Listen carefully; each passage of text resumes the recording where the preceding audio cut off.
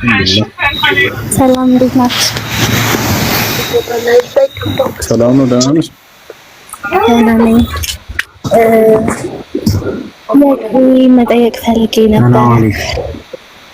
ሰላም ቤት አድርጉ እባካችሁን።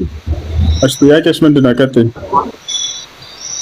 እሺ እኔ እምነቴ ኦርቶዶክስ ነው። ሙስሊም ጓደኞች አሉኝና ብዙ ጊዜ ስጠይቃቸው ሊመልሱ ማለት አልመለሱልኝም ነው። ሊመልሱልኝ አይፈልጉም ሳይሆን አልመለሱልኝም ነው። በእስልምና ሃይማኖት ገነት ማለት ልክ ሰው ገነት ሲገባ በእናንተ ሃይማኖት ምንድነው የሚጠብቀው ነገር? እሺ ምን ታደርጉሽ?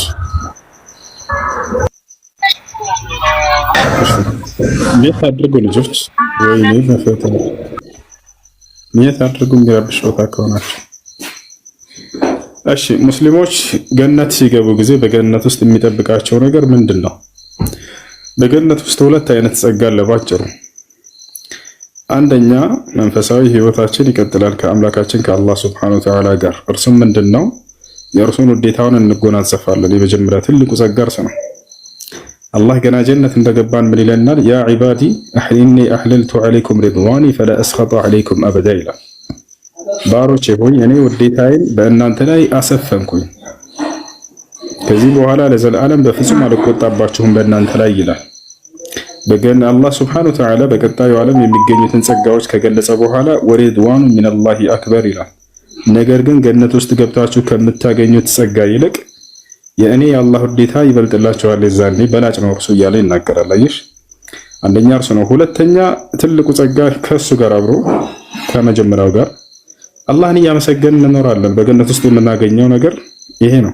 አላህን እያመሰገን ነው፣ እያወደስ ነው፣ እያጠራ ነው፣ እየቀደስ ነው እንኖራለን ለዘላለም። አይሽ ወቂል አልሐምዱሊላሂ ረብል ዓለሚን ይላል። የጀነት ሰዎች ጀነት ከገቡ በኋላ ምስጋና ለዓለማቱ ጌታ ለአላህ ይገባ እያለ ይኖራሉ እያለ ይናገራል። دعواهم فيها سبحانك اللهم وتحيتهم فيها سلام وآخر دعواهم أن الحمد لله رب العالمين ጥሪያቸውም የጀነት ሰዎች በእርሷ በጀነት ውስጥ እያለ ለአላህ ምስጋና ይገባው፣ ለአላህ ጥራት ይገባው፣ ለአላህ በቃ ምስጋና ይገባው እያሉ ለዘላለም ይኖራሉ እያለ ይናገራል። እና ሌላው ትልቁ ጸጋ ደግሞ እርሱን እናየዋለን። አምላካችን አላህ ሱብሓነሁ ወተዓላ አላህ ቃል በቃል በቁርአን ላይ ይህን አጽድቆልናል። وجوه يومئذ ناظرة إلى ربها ناظرة ይላል። ፊቶችም የዛኔ ያበራሉ እንዲሁም ደግሞ ጌታቸውን አላህን ይመለከታሉ እያለ ይናገራል። ነብዩ ሰለላሁ ዐለይሂ ወሰለም ሐዲስ ላይ ሲናገሩ ኢነኩም ሰተረውነ ረበኩም የውመል ቂያማ ከልቀምር ለይለቱል በድር ላ ተضሙነ ፊ ሩእየቲሂ ብለው ተናገሩ። እናንተም የትንሣኤ ቀን ጌታቸውን አላህን ታዩታላችሁ ብለው ተናገሩ። ሌላው ጌታችን አላህ ሱብሓነሁ ወተዓላን ድምፁን እንሰማለን። ልክ ሙሳ ዐለይሂ ሰላም እንደሰማ የአላህን ድምፅ ነብዩ ሰለላሁ ዐለይሂ ወሰለም የአላህን ድምፅ እንደሰሙ በምድር ላይ ሳሉ እነዚህ ሁለት ታላላቅ ነቢያቶች እንዲሁም አደም እንደሰማ እኛም የዛኔ የአላህን ድምፅ ሁላችንም ሙስሊሞች ሁሉ እንሰማዋለን። እኛ እናናግረዋለን ቃል በቃል እንደፈለግን አምላካችን አላህ ሱብሓነሁ ወተዓላ። ይሄ ሁሉ ታላቁ ጸጋ በጀነት ውስጥ መንፈሳዊ ጸጋ የምናገኘው ነው ከእርሱ። ሌላው ደግሞ ስጋዊ ጸጋ ነው። ስጋዊ ስንል ጊዜ ምድር ላይ እንደምናየው አይነት ጸጋ አይደለም። አላህ በሐዲስ አልቁድሲ ላይ ሲናገር የገነትን ጸጋ ሲገልጸው ምን አለ? أعددت لعبادي الصالحين في الجنة ما لا عين رأت ولا أذن سمعت ولا خطر على قلب بشر ይላል። እኔ በገነት ውስጥ ለአማኝ ባሪያዎቼ ጸጋን አዘጋጅቼላቸዋለሁ። አይን አይታው የማታውቀው፣ ጆሮ ሰምታው የማታውቀው፣ በሰው ልጅ ልብ ላይ ውል ብሎ የማያውቅን ጸጋ አለ። አያችኋል፣ ከምድራዊ ጸጋ ጋር ይመሳሰላል ይሏቸዋል ብዙ ጊዜ። ላ በስም ይመሳሰላል። በስም መመሳሰል ደግሞ ማንነትን መመሳሰል አያሳይም። ወተሻል አላህ ሲገልጻት ጀነት ምን አለ? አይናቸው አይተው የማታውቀው ጸጋ ነው የጀነት ጸጋ አለ። ስለዚህ በምድር ላይ ያየነውን ሁሉ በፍጹም አይመስልም። ጆሮ ሰምታው የማታውቀው ነው አለ። ስለዚህ በምድር ላይ የሰማነው ነገር ሁሉ በጀነት ውስጥ የለም፣ በስም ነው። ለምሳሌ ከተባለ ማር አለ ወይ በጀነት ውስጥ ቢባል፣ አዎ በጀነት ውስጥ ማር አለ። ማር ሲባል ግን ምድር ላይ እንደምናየው ማር ነው ወይ? አገኛኘቱም ሆነ ጣዕሙ በፍጹም ከምድር ጋር የሚገናኝ አይደለም። እንዴት ከተባለ ለምሳሌ የምድር ማር ምን ያስፈልገዋል? ንብ ያስፈልጋል አይደለ? ንብ ያስፈልጋል አያስፈልግም? ያስፈልጋል። በጀነት ውስጥ ከንብ የሚገኝ ማር መሰላችሁ? ላ አላህ ሱብሓነሁ ወተዓላ በትዕዛዙ ያስገኘ የሆነ ማር ነው። አያችሁ። ልክ እንዲሁ ደግሞ በጀነት ውስጥ ምን አለ? ለምሳሌ ወተት አለ ተብሏል። مثل الجنة التي وعد المتقون فيها أنهار من ماء غير آسن وأنهار من لبن لم يتغير طعمه وأنهار من خمر لذة للشاربين وأنهار من عسل مصفى يا الله يقلزال ታዲያ በምድር ላይ የሚገኘው ምንድነው ወተት የግዴታ ምን መገኘት አለበት ከላም ካኖና ከሰማይ ወርደለም ወተት ወይ ምድር ላይ የሚፈስ ነገር አይደለም ወታቻለ ነገር ግን የጀነትስ ላሞች የታለቡ ነው ወተቱ አይደለም አላህ Subhanahu Wa Ta'ala በትዕዛዙ ያስገኘው አየሽ አላህ አዘጋጀሁት ብሎ የተናገረው የሆነ ጸጋ ነው ወታቻለ በምን በትዕዛዙ አዘጋጀው እንዲሆን ያዘዋን ያን ነገር ሆነ ስለዚህ በምድር ላይ የተገለጹ እቺ ጸጋዎች እና ያ በስም ነው የሚገናኘው ማለት ነው ሌላው ማንነታችን ራሱ ይቀየራል ዛሬ እንደምናያት ምድር ላይ የምናገኛት ሰውነት አይደለችም በጀነት ውስጥ የምትቀጥለው ይሄ ልታውቁ ይገባል ከአፈጣጠራችን ጀምሮ ከቁመታችን ከውበታችን ከሁሉ ነገራችን ይለያያል ሌላ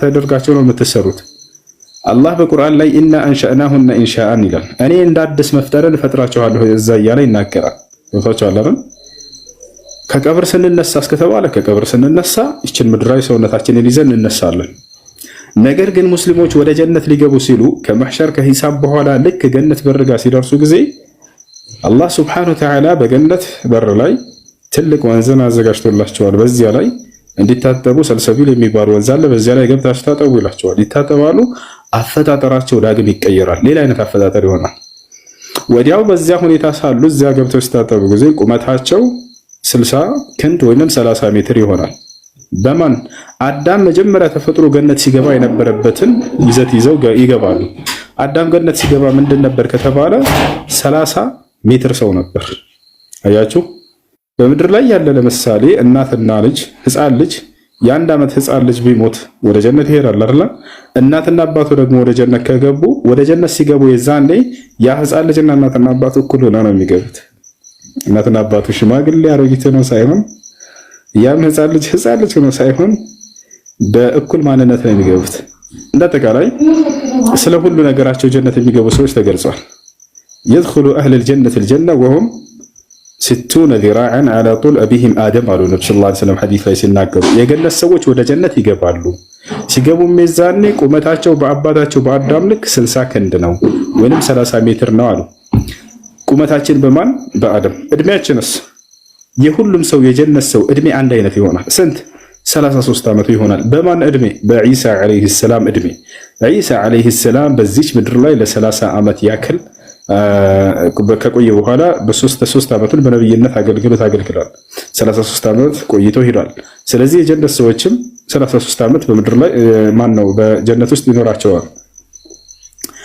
የሚገርምሽ አፈጣጣ ከጀነት ሰው ከምድር ሰው የተቃራኒ መሆናቸው የጀነት ሰዎች እድሜያቸው አይጨምርም ነብዩ ሰለላሁ ዐለይሂ ወሰለም ቃል በቃል ሲናገሩ እናንተም በገነት ውስጥ ወጣትነትን ተሰጣላችሁ አታረጁም ምን ብለው ተናገሩ የሰላም አታረጅም በቃ እድሜ አይጨምርም ምን አይነት አፈጣጠር ነው ውበታችንስ እንደው እያረጀ ይሄዳል ወይ እንደምድር ሰው ከተባለ ይሄን ራሱ ገልጿል ኢስላም በገነት ውስጥ በቆይታችሁ በጨመረ ቁጥር ውበታችሁ እየጨመረ ይሄዳል ልክ በተቃራኒው የምድር ሰዎች በምድር ላይ እድሜያቸው በጨመረ ቁጥር እንደሚጨመር እንደዛ አይሆንም ብለው ቃል በቃል ተናግረዋል ነብዩ ሰለላሁ ዐለይሂ ወሰለም كما ذكر ذلك ابو هريره رضي الله عنه አያችሁ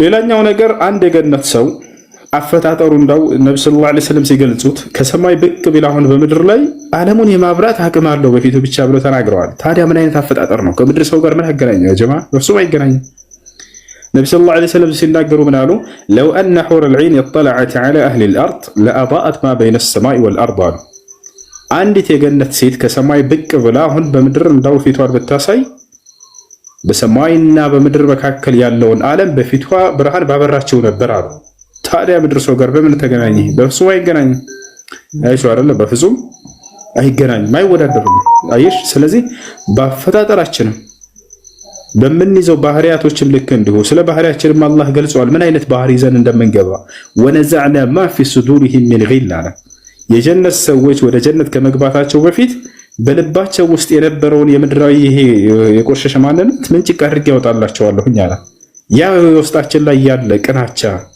ይሄ ሂስድ የሚባል ነገር እነ ምቀኝነት የሚባል ነገር ክፉሳብ የሚባል ነገር ከዚህም ንጹህ አደርጋቸዋለሁ አለ ስለ ሁሉ ነገራችን አላህ ዝም ብሎ ጀነት ትገባላችሁ ብሎ ዝም አላለም እንደሌላ መጽሐፎች ምን አይነት ሁኔታ ገጽታ ይዘን እንደምንገባ ምን አይነት ባህሪ ይዘን እንደምንገባ በደንብ አድርጎ ሁሉ ነብጥርጥር አድርጎ ነግሮናል በቁርአን ላይ ወታቻ لا وانك لا تظمأ فيها ولا تضحى ደግሞ እናንተ በገነት ውስጥ አትራቡም አትጠሙም እያለ ይናገራል። የሚገርምሽ በገነት ውስጥ ሰው አልበላም አልጠጣም ብሎ ለዘላለም መኖር የሚችል ማንነት አለው። እንደ እስልምና አስተምሮ በቃ ሳይበላ ለዘላለም መኖር ይችላል ከፈለገ። ያ ነው እበላለሁ ካለ ከምን አንፃር ነው የሚበላው? ስለተራበ አይደለም። እጠጣለሁ ካለ ከምን አንፃር ነው የሚጠጣው? ስለተጠማ አይደለም። ነገር ግን በዚያ ላይ ዝም ብሎ ደስታ ለማግኘት ነው ያን ነገር የሚያደርገው እንጂ እንደ ምድራዊ ሰው የሚራብና የሚጠማ አይደለም። የገነት ሰው ደግሞ ሌላው የሚገርምሽ ምንድነው? ከበላ ከጠጣ በኋላ የምድር ሰው የግዴታ ሽንት ቤት ይወርዳል አይደለ? የጀነት ሰው ላ ሽንት ቤት የሚባል የለም ገነት ውስጥ አሉ ነብዩ ሰለላሁ ዐለይሂ ወሰለም። ስለዚህ ሁሉ ተናግሯል ኢስላም። አህሉል ጀነ ያእኩሉን ወይሽረቡን ወላ የቡሉን ወላ ተገወጡን አሉ ነብዩ ሰለላሁ ዐለይሂ ወሰለም። የገነት ሰዎች ከፈለጉ ይበላሉ ይጠጣሉ። ነገር ግን ሽንትና ሰገራ የሚባል ነገር የለም ከነርሱ ጋር አያውቃቸውም አሉ። ምን አይነት አፈጣጥ ከምድር ሰው ጋር ምን አገናኘው ታዲያ? ሽንት ቤት የሚባል የለም ገነት ውስጥ። ሰሃቦች ታዲያ በዚህ ጊዜ ጠየቁ፣ አንተ የአላህ መልእክተኛ እና ታዲያ ከበላንና ከጠጣን ያ የበላነው ወዴት ሊወገድ ይችላል? እንዴት ሊወገድ ይችላል ብለው ጠየቁ። ታያችሁ ነብዩ ሰለላሁ ዐለይሂ ወሰለም ምን አሏቸው? በሁለት መንገድ ይወገዳል እሱ አሏቸው። አንደኛ ማግሳትን ያገሳቸዋል አሉ። ሁለተኛ ከሚስክ ጠረን በጣፈጠ መልኩ አንዴ ያልባቸዋል፣ በዚያም ይወገዳል አሉ። በሁለት አያችሁ፣ አንዴ ላብ ያልባቸዋል። ያ ላብ እንደ ምድራዊ እንዳልሆነ ራሱ ገለጹት እዛው። የምድራዊ ላብ ምንድነው? ይሸታል፣ ይገማል ሲያልብ አይደል እንዴ? ነገር ግን ነብዩ ሰለላሁ ዐለይሂ ወሰለም ያ የሚያልባችሁ ላብ ከሚስክ ጠረን የበለጠ ጣፋጭ የሆነ ጠረን ሆኖ ከሰውነታችሁ በዚያ መልኩ ይወገዳል አሉ። አየሽ፣ ስለዚህ ገነት የምንጠብቀው ይሄ ገነት ነው። ጭራሽ ምድር ላይ ታይቶ የማይታወቅ ህይወት ነው። ከአፈጣጠራችን ጀምሮ ከምንኖረው ህይወት ጀምሮ ባህሪያቶቻችን ጀምሮ ልክ እንዲሁ ደግሞ ከአምላካችን ጋር የምናገኘው ትልቁ ጸጋ መጀመሪያ የነገርኩሽ እሱ ነው። ነቢያቶችን ቀጥታ እናገኛቸዋለን። ከነ አብርሃም ከነ ኢስሐቅ ከነ ያዕቆብ ጋር ከነሱ ጋር አደርጋቸዋለሁ ብሎ አላህ ቃል በቃል በቁርአን ላይ ይገባልናል። የሚገርምሽ በቁርአን ላይ ምን አለ? ወመን የጢዕ ላህ ወረሱለ ፈኡላኢከ መዐ አለዚነ አንዐመ አላሁ ዐለይሂም ሚነ ነቢይነ ወስዲቂነ ወሹሃዳኢ ወሳሊሒነ ወሐሱነ ኡላኢከ ረፊቃ። ያ ሰላም! እስኪ ያስቡት። ቀጥታ በእኔ በአላህ ካመናችሁና መልእክተኛው ሙሐመድ የሚያዛችሁን ከታዘዛችሁ ከአብርሃም ጋር አደርጋችኋለሁ አለ እኮ አላህ። ከእነርሱ ጋር አንድ ሶሃባ አለቀሰ። የትርጉሙን የቁርአኑን አንቀጽ ልንገራችሁና ወደዚያ ሶሃባ እመጣለሁ በቀጣይ ማለት ነው። ወመን ይጢዕ ላህ ወረሱል አምላካችን አላህ እኔን አላህንና መልእክተኛው ሙሐመድን የታዘዘ አለ ፈኡላኢከ እነዚህ ታዛዥ እነዚህ ሰዎች አለ መዐ አለዚነ ከነዚያ ጋር ናቸው። በቀጣዩ አለ አንዐመ አላሁ ዐለይሂም አላህ ጸጋውን ከዋለባቸው ጋር ማን ናቸው? እነርሱ ሚነ ነቢይን ከነቢያቶች ጋር ናቸው። ወስዲቂን ከጻድቃኖች ጋር ናቸው። ወሹሃዳ ከሰማዕታቶች ጋር ናቸው። ወሳሊሒን ከደጋጎች ጋር ናቸው አለ። ወሐሱነ ኡላኢከ ረፊቃ የነዚህ አብሮነት ምንኛ ያማረ ሆነ እያለ ይናገራል። አብሮ ከነዚህ ጋር መኖር በገነት ውስጥ ምንኛ ያማረ ሆነላቸው ለነዚህ እያለ ይናገራል። አየሽ፣ አንድ ሶሃባ አለቀ። ይሄ ቁርአን አንቀጽ የወረደበት ምክንያት ነው ደግሞ በጣም የሚገርማቸው። የዛ ሶሃባ ነግራቸው አልኩት። አንድ ሶሃባ ወደ ነብዩ ሰለላሁ ዐለይሂ ወሰለም ጋር መጣና በከ አለቀሰ። ማ ይብኪ ካሉት ነብዩ ሰለላሁ ዐለይሂ ወሰለም ምንድነው የሚያስለቅስህ አሉት። አልመርኡ ዩሂቡል ቀውመ ወለማ የልሐቅ ቢሂም አላቸው። ገብዛቸው የሆነ ሰው አለ የሆኑ ሰዎችን ይወዳቸዋል አላቸው። ግን ከስራው ማነስ እነዚያ የሚወዳቸው ሰዎች ደግሞ ከስራቸው መብዛት አንፃር ወደ እነርሱ መጠጋት አይችልም በቀጣዩ ዓለም። ስለዚህ ሊያገኛቸው አይችልም፣ ይርቁታል እነሱ በመልካም ስራቸው ስለሚበልጡት ብሎ ተናገረ። ቅዳዩ ንግግር ነው። ነብዩ ሰለላሁ ዐለይሂ ወሰለም ወዲያው ገብታቸዋል። ሰውየው ማለት የፈለገው ምንድነው? እኔ እርሶን ወዳቸዋለሁኝ፣ እኔ ደግሞ እርሶን ያክል ጻድቅ መሆን አልችልም። ዛሬ በምድር ላይ እርሶን ወድጃቸው አብሬያቸው እየኖርኩ ነው። በቀጣዩ ዓለም ደግሞ እንደ ስራችን ከሆነ ላላገኛቸው ልችል ነው ብሎ ለዚህ ነው ያለቀሰው። ሱሐቦች በቀጣዩ ዓለም እርሶን ደረጃ ስለማንደርስ ከእርሱ ጋር ላንሆን እንችላለንና ብለው ያለቅሱ ነበር። ነቢ አላህ ወዲያው ቁርአን አወረደ። የሚገርማችሁ ይሄን ሙስሊም የሚያጽናና የሆነ የቁርአን አንቀጽ ምን አለው? አብሽር አለው። በቃ ومن يطع الله والرسول فأولئك مع الذين أنعم الله عليهم من النبيين والصديقين والشهداء والصالحين وحسن أولئك رفيقا من أنكس ورده الله لنا ملكتنياውን የታዘዘ ሰው አብሽር ከነቢያቶች ጋር ነው የሚለው አንቀጽ ወረደ። ስለዚህ አንተ በአመን አህበብት አንተ ከምትወደው ጋር ነው አብሽር ተባለ ሰው እና ይሄን ይመስላል። ይሄ ነው በቀጣዩ ዓለም የምናገኘው ጸጋ። አንደኛው ከአምላካችን ከአላህ ጋር የምንቀጥለው መንፈሳዊ ህይወት ነው። ሁለተኛ ደግሞ ሁለተኛው ስለ ማንነታችን የተነገረው እሱ ነው። ስለ በቀጣዩ ዓለም ዘላለማዊ ህይወት ነች። በዚያ ላይ ልታውቅ የሚገባው አላህ በቁርአን ላይ ወኢነ ዳር አልአኺረተ ለሂየል ሐይዋን ይላል። ያቺ የመጨረሻይቱ ዓለም እርሷ ትክክለኛ የዘላለማዊ ህይወት እርሷ ነች እያለ ይናገራል። የዘላለማዊ ህይወት ማግኘቱ ብቻ ሳይሆን በዚያ ላይ የገነትን ጸጋ ተጎናጻፊዎችና ወራሾች ናቸው እያለ አላህ ቃል በቃል ይገባልና ኢነል ለዚነ አመኑ ወዐሚሉስ ሷሊሓቲ ለሁም ጀናቱን ነዒም ኻሊዲነ ፊሃ ወዕደላሂ ሐqqን ወሁወል ዐዚዙል ሐኪም ይላል። እነዚያ በእኔ አምነው መልካምን የሰሩ ሰዎች ለእነርሱ ገነት አለችላቸው፣ በእርሷም ውስጥ ለዘላለም ዘውታሪዎች ናቸው። ይህም የእኔ አምላካቸው የአላህ ቃል እውነት ነው፣ እኔ አሸናፊና ጥበበኛ የሆንኩኝ አምላክ ነኝ እያለ ይናገራል። ነቢዩ ሰለላሁ ዐለይሂ ወሰለም ሐዲስ ላይ ሲናገሩ አልጀነቱ ላ የድኹሉሃ ኢላ ነፍሱ ሙስሊም አሉ። ገነትን ሙስሊም ነፍስ እንጂ ሌላ ማንም አይገባባትም እያሉ ይናገራሉ። ይህን ይመስላል ወገናችን። እሺ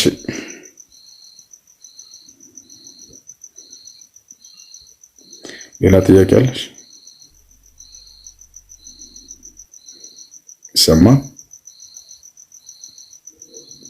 ይሰማል ወይ? ትስማዑል ከላሚ ወላ?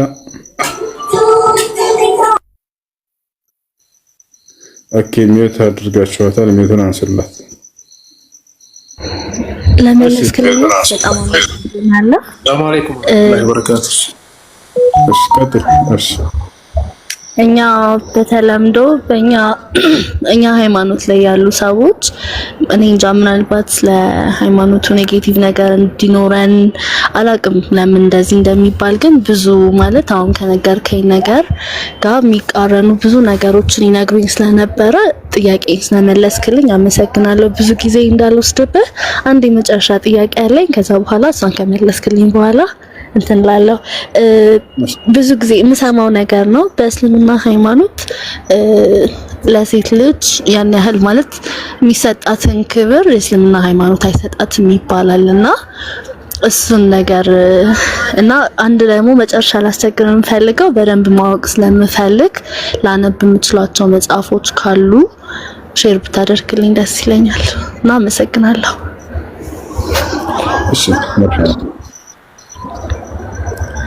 እሺ እስልምና ለሴት ልጅ ያለው አመለካከት እንዴት ነው ወደሚለው እንምጣ። እስልምና ወላሂ ለአዚም ሴት ልጅን በጣም ያከበራት። አስቡት፣ ሴት ልጅ ህፃን ሆና ሳለች የገነት መንገድ ነች ብሎ አስተምሯል ኢስላም። ሴት ልጅ ወጣት ሆና ሳለች ባለትዳር ሆና የገነት መንገድ ነች ብሎ አስተምሯል። ሴት ልጅ አርጅታ ወይንም አሮጊት ሆናም የገነት መንገድ ነች ብሎ አስተምሯል። የሚገርማቸው እርሷን መንከባከብ ለእርሷ መልካም መዋልን ዋጋው ገነትን ያደረገው አምላክ አላህ ሱብሓነሁ ወተዓላ ማስረጃ ቃለ ነቢይ ሰለላሁ ዐለይሂ ወሰለም ነቢያችን ሰለላሁ ዐለይሂ ወሰለም እንዲህ አሉ። መን ካነት ዐንደሁ ብንታኒ አው ኡኽታኒ አው ሰላስ በናት አው ሰላስ አኸዋት ፈአሕሰነ ሱሕበተሁነ ወተቀላህ ፊህነ አድኸለሁ ላሁል ጀና። አስቡት፣ ሴት ልጆች ኑረውት እነርሱን ተንከባክቦ ያሳደገ አላህ ገነትን ያስገባዋል አሉ። እንዲህ የሚል ቃል አለ መጽሐፍ ቅዱስ ላይ? ሴት ልጁን ተንከባክቦ ያሳደገ ገነት አዘጋጅቶለታል አምላክ ላይ? የለም በፍጹም። የትኛውም መለኮታዊ መጽሐፍቶች ላይ ልታመጣ ትችላል። ሴት ልጁን ተንከባክቦ ያሳደገ የገነት ነው ተብሎ ተጽፏል በኢስላም። ምን ያክል ውድ ብትሆን ነው ዋጋዋ እርሷን መንከባከብ ገነት ያስባላት? ከአምላክ አላህ ሱብሓነሁ ወተዓላ ትልቅ ቦታ ስላላት ነው። ሴት ልጅን ተንከባክቦ ያሳደገ የገነት ነው። ነብዩ ሰለላሁ ዐለይሂ ወሰለም ፋጢማ ብድዐቱ ሚኒ መን አርዳሃ ፈቀድ አርዳኒ ወመን አግበበሃ ፈቀድ አግበበኒ ያሉ። ከሴት ልጆች መካከል አንዲትን ሴት አነሱና በዘመናቸው ልጃቸውን ሴት ልጅ አብራኬ ክፋይ ነች፣ እርሷን ያስደሰተ እኔን አስደሰተ፣ እርሷን ያስከፋ እኔን አስከፋ ብለው ተናግረዋል። ነብዩ ሰለላሁ ዐለይሂ ወሰለም እንደውችን ዓለም ተመለከቷት፣ እርሶ ምን ወደዱ ከዚህ ዓለም ተብለው ተጠየቁ። የዚህ ዓለም ውብ ነገር ሴት ልጅ ነች ብለው ነው የተናገሩት። ታውቃላችሁ? ቃለ ነብዩ ሰለላሁ ዐለይሂ ወሰለም ሑቢበ ኢለየ ሚን ዱንያኩም ሃዚሂ አኒሳ። እንደውችን ዓለማችሁን ተመለከትኩላችሁ የዚህ ዓለም ውብ ነገር ግን ሴት ልጅ ነው ያየሁት ብለው ተናገሩ ነብዩ ሰለላሁ ዐለይሂ ወሰለም። ነብያችን ሰለላሁ ዐለይሂ ወሰለም በሌላ ሐዲስ ላይ ምን አሉ? ላ ተክረሁል በናት ፈኢነሁነ አልሙእኒሳቱል ጋሊያት አሉ። አደራ ሴት ልጆችን አትጥሉ፣ ውደዷቸው፣ እነርሱ ውድ ፍጥረቶች ናቸውና አሉ። ጋሊያ ያ ጀማዓ ጋሊያ ታውቃላችሁ? በጣም ውድ የሆነች ፍጥረት ማለት ነው። አረቦች ጋሊ ይላሉ። በቃ በጣም ውድ ነው ይሄ ነገር ይላሉ። ጋሊያ ብለው ነብዩ ሰለላሁ ዐለይሂ ወሰለም ገለጿት። በጣም ውድ ነገር ማለት ነው። ይሄን ያሉበት ምክንያት ለምን እንደሆነ ታውቃላችሁ? ነብዩ ሰለላሁ ዐለይሂ ወሰለም ከመላካቸው በፊት ሴት ልጅን በጣም ይጨቁኑ ነበር ሰዎች፣ በጣም ይጨቁናት ነበር። ሴት ልጅን መውለድ እንደ ነውር በሚታይበት ዘመን ነበር የተላኩት ነብዩ ሰለላሁ ዐለይሂ ወሰለም። አላህ በቁርአን ላይ ሲናገር ምን ይላል? ወኢዛ ቡሽረ አሐዱሁም ቢልኡንሳ ظل وجهه مسودا وهو كظيم يتوارى من القوم من سوء ما بشر به أيمسكه على هون أم يدسه في التراب ألا ساء ما يحكمون ይላል። አንድ ሰው ሴት ልጅን በወለደ ጊዜ በነብዩ ሰለላሁ ዐለይሂ ወሰለም በተላኩበት ዘመን እሳቸው ሊላኩ ሲሉ ወኢዛ ቡሽረ አሐዱሁም ቢልኡንሳ አላህ አንዳቸውም ሴት ልጅን በተበሰረ ጊዜ ወይንም በተወለደችለት ጊዜ ለማለት ነው ظل وجهه مسودا وهو كظيم እርሱ የተቆጨ ሆኖ በቃ ያዘነ ሆኖ ፊቱ ይከስማል አለ። በቃ የወለድከው ሴት ልጅ ነው ሲባል ጊዜ ልክ ትልቅ አደጋ እንደደረሰበት ፊቱ ይጠቁራል አለ አላህ። ከዚያስ የተዋራ ሚነል ቀውም አለ ከጓደኞቹ ከህዝቦቹም ይደበቃል፣ ይሸሸጋል። ይሄ ሰው ሴትን ወልዷል ተብሎ እንደ ነውር ስለሚታይ በዚያ ዘመን ሚን ሱኢ ማ ቡሽረ ቢህ ከተበሰረው ክፉ ነገር ብለው ከሚያስበው ነገር በቃ ሰዎች የሴት ልጅ አባት እንዳይሉት ይደበቅ ነበር ከሰዎች። ሴት ልጅ ከወለደ ሰው ሁለት ምርጫም ነበረው አለ አላህ ሲገልጻቸው፣ አየምሲኩሁ ዐላ ሁኒን አም የድሱሁ ፊ ቱራብ፣ ወይ ተቀብዬ በቃ ይሄን ነገር ውርደቴን ተከናንቤ መኖር ወይንም ደግሞ ይሄን ውርደቴን አልሸከም ካልኩኝ ከነ ህይወቷ መቅበርና የሴት ልጅ አባት አለመባል። ሁለት ምርጫ ነበር ያላቸው እነዚህ ሰዎች ለራሳቸው ያስቀመጡት። አላህ ይሄን ምርጫቸውን በሴት ልጅ ላይ ያደረጉትን ከባድ ዘግናኝ ፍርድ ምን ብሎ ገለጸው? አላ አዋጅ አላህ ሳአማ ያህኩሙን በሴቶች ላይ የፈረዱት አስቀያሚ ፍርዳቸው ምንኛ የከፋ ሆነ ብሎ ገለጸው። አላህ ወገዘባቸው። ነቢያችን ሰለላሁ ዐለይሂ ወሰለም ታዲያ ምን አሏቸው? ላ ተክረሁል በናት አሏቸው። በዚህ ጊዜ ቆመው አደራ ሴት ልጆችን በመውለዳቸው ምክንያት አትከፉ፣ አትጥሏቸው አሉ። ፈኢነሁነ አልሙእኒሳቱል ጋሊያት እነርሱ ጭርታን አውጪዎችና ውዶች ናቸውና አሉ። ጭርታ አውጪ ማለት ምን ማለት ነው? አይታችሁ ከሆነ ወላጅ ልክ ስራ ሰርቶ ሲገባባት ወደ ቤት ሴት ልጁን ሲያይ ጊዜ ጭርታ ሁሉ ይወገድለታል። ይባቻው ጭርታ ሁሉ ይወገዳል። አባዬ ብላ ጥምጥም ትልበታለች። ያ የነበረው ድካም፣ ድብርት ሁሉ ነገር እንዳለ ይጠፋለታል። ወንድ ልጅ ይሄንን አልተሰጠም። የሚገርማችሁ አይታችሁ ከሆነ በአብዛኛው ወንድ ልጅ ወይ አባዬ ጀላት ትግዛልኝ፣ አባዬ ብስኩት ግዛልኝ በማልቀስ ነው የሚታወቀው። ሴት ልጅ እንደዛ አይደለችም። ነብዩ ሰለላሁ ዐለይሂ ወሰለም በጣም በርካታ ቃላቶችን ተናግረዋል ሴቶችን አስመልክቶ። ለማንኛውም ይሄን ይመስላል። እሺ በሌላ ቦታ ላይ ነብያችን ሰለላሁ ዐለይሂ ወሰለም መልካም ሰው ብሎ ማለት ለሚስቱ መልካም ሆኖ የተገኘ ነው ብለው ገልጸውታል። በቃ አንተ መልካም መሆን መታየት ከፈለክ አላህ ዘንድ ለሚስትህ መልካም ሁን ተብለሃል። ቃል ነብዩ ሰለላሁ ዐለይሂ ወሰለም ኸይሩኩም ሊአህሊሂ ወአና ኸይሩኩም ሊአህሊ አሉ። ከሁላችሁም በላይ መልካም ሰው ብሎ ማለት ለሚስቱ መልካም ሆኖ የተገኘ ነው ብለው ተናገሩ። እሺ ይህ ወጣት ሳለች ባለትዳር ሳለች እንግዲህ ለሚስቱ መልካም የሆነ ሰው ከአላህ ዘንድ መልካም ሆኖ እንደሚታሰብ ይህን ያክል የሴት ልጅ ደረጃ ከአላህ ዘንድ ተገልጿል ብለው ሰለላሁ ዐለይሂ ወሰለም አንደበት። እሺ አሁን ደግሞ አሮጊት ስትሆንስ ስታረጅስ ምን ቦታ አላት በኢስላም ሴት ልጅ? በቃ አረጀች ላ ሰው ግልል አድርጎ ያያት አለ አይደል? ሴት ልጅ ስታረጅ ምናምን ከአላህ ዘንድ ግን ለእርሷ መልካም መዋል የገነት መንገድ ነው ተብላ ተገልጾላታል። ሰለላሁ ዐለይሂ ወሰለም ጋር ከዕለታት አንድ ቀን ለጂሃድ ወጣቶችን እየመለመሏቸው እያለ የሆነ ወጣት መጣና አንቱ ያ ረሱላህ አን ኡጃሂደ ፊ ሰቢልላህ አላቸው። በአላህ መንገድ ላይ ጂሃድ እንዳደርግ ይፍቀዱልኝ አለ። ለባቸው አለከ ዋሊድ አሉት ነብዩ ሰለላሁ ዐለይሂ ወሰለም ወላጅ እናት አለችህን አሉት። ቃል ነዓም አዎ አላቸው። اذهب وجاهد فيها فإن الجنة تحت قدميها አሉት። ሂድና ተመልሰህ እርሷን በማገልገል ጂሃድ አድርግ ጀነት ከእናትህ እግር ስር ትገኛለችና አሉት ነብዩ ሰለላሁ ዐለይሂ ወሰለም። ያ ሰላም መልካም ጀነት መግባት ትፈልጋለህ? ለእናትህ መልካም ዋል። ጀነት መግባት ትፈልጋለህ? ሴት ልጅህን ተንከባክባ አሳድግ። ነብዩ ሰለላሁ ዐለይሂ ወሰለም ናቸው ያሉት። ጀነትን መግባትና ከአላህ ዘንድ መልካም ሆነ መታየት ትፈልጋለህ? ለሚስትህ መልካም ዋል። በቃ ይሄ። ስለዚህ ሴት ልጅን በየትኛውም በእድሜዋ ደረጃ ላይ አላህ እርሷን መንከባከብ ዋጋው ጀነት ነው ያደረገው። ከዚህ በላይ ማክበር የለም ያ ጀማዓ፣ ወላሂ ላዚም ከዚህ በላይ ማክበር የትኛውም መለኮታዊ መጽሐፍ ላይ አታመጡ። ሴት ልጅን ተንከባክቦ ገነትን ይወርሳል ተብሎ የተገለጸው በእስላም ብቻ ነው። ገፋቸው እና ሌላም በርካታ ብለዋል። ነብዩ ሰለላሁ ዐለይሂ ወሰለም መጨረሻ ህይወታቸው ላይ እንደውም የተናገሩት ምንድነው? استوصوا من يالنا يتناقروا الصلاة وما ملكت أيمانكم يالو تناقروا استوصوا بالنساء خيران أدرا سلسيتوش ملكها من أدركوا يالونا يتناقروا الصلاة وما ملكت أيمانكم أدرا صلاة عندهم دقمو ከንብረቶቻችሁ ካደረጋችሁ ወይንም ደግሞ ከሚስቶቻችሁና ከእናንተ ስር ካሉ እነርሱንም መልካም አውሉላቸው እያሉ ነው የተናገሩት። እና ይህን ይመስላል ወገናችን። እሺ በቀጣዩ ዓለም የሚለውን በተመለከተ ልክ እንዲሁ በቀጣዩ ዓለም በእምነትና በስራ የሚገኝ እንጂ በጾታ አይደለም። እሱ በዚያም ላይ እኩል የሆነ ገነትን የማግኘት እንትን አላት፣ እድል አላት። ከወንድም ከሴትም የሚለይበት ነገር የለም።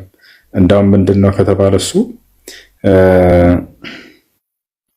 በእምነትና በስራ ነው። አላህ ሱብሓነሁ ወተዓላ በቁርአን ላይ ኢነል ለዚነ አመኑ ወዐሚሉ ሷሊሓቲ ለሁም ጀናቱን ነዒም ይላል።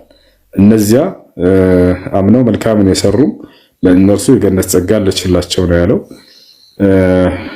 ከወንድም ከሴትም እኩል የሆነ ጀነትን የማግኘት እድል አላቸው። ወንዶች እንደ ወንድነታቸው ጸጋ አላቸው፣ ሴቶች እንደ ሴትነታቸው ልክ እንዲሁ ጸጋ አለላቸው። እንደ ጥቅሉ ቀጣዩ ዓለም ጸጋ የሚገኘው በእምነትና በስራ ነው፣ ከወንድም ከሴት። ይህን ብሎ ቁርአን ይነገራል። እሺ ማነባቸው መጽሐፍቶች ብላ የጠየቀችውን ማን ነው? አማርኛ መጽሐፍቶችን እኔ አንብቤ አላውቅም ወላሂ። ማን ነው የሚጋብዛት አማርኛ መጽሐፍ የሚሰጣት? የት ነው ያለሽው ወገናችን? እስኪ ካለሽበት ቦታ ምናልባት እንዲያቀብሉሽ እናደርጋለን ኢንሻአላህ። አዲስ አበባ ነው ያለሽው ወይስ ኢትዮጵያ ውስጥ ነው? አዲስ አበባ ነው ያለሁት። ሰላም አለይኩም። ኦንላይን እንዲሆን ማንበብ የምትላቸው መጽሐፍቶች ካሉ በውስጥ ሼር ብታደርጉልን በደንብ ለማንበብ ስለምፈልግ ማወቅ ስለምፈልግ ብትልኩልኝ ደስ ይለኛል። አይ እሺ፣ መጽሐፍ ማግኘት የሚችል ልጅ ማን ነው? ኮሜንት ላይ እሱ ያናግራትና በውስጥ መጽሐፍቶችን ይላክላት። እሺ ያና ዙልፊቃር የሚል ኮሜንት ላይ የትነሽኔ ስጠሻለሁ እያለ ነው። በቃ መጽሐፍቶችን አጋሯት በውስጥ እንዲሆን ማለት ነው። እሺ ጥያቄ ነበር እሱ። ወአለይኩም ሰላም ወራህመቱላሂ ወበረካቱ። እሺ ጥያቄ ምንድን ነው?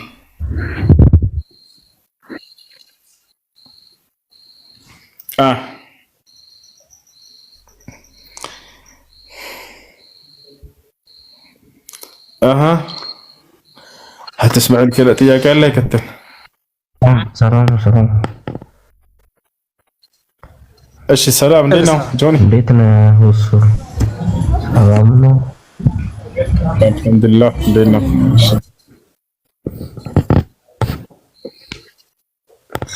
ሚውት አረክብህ እሱ።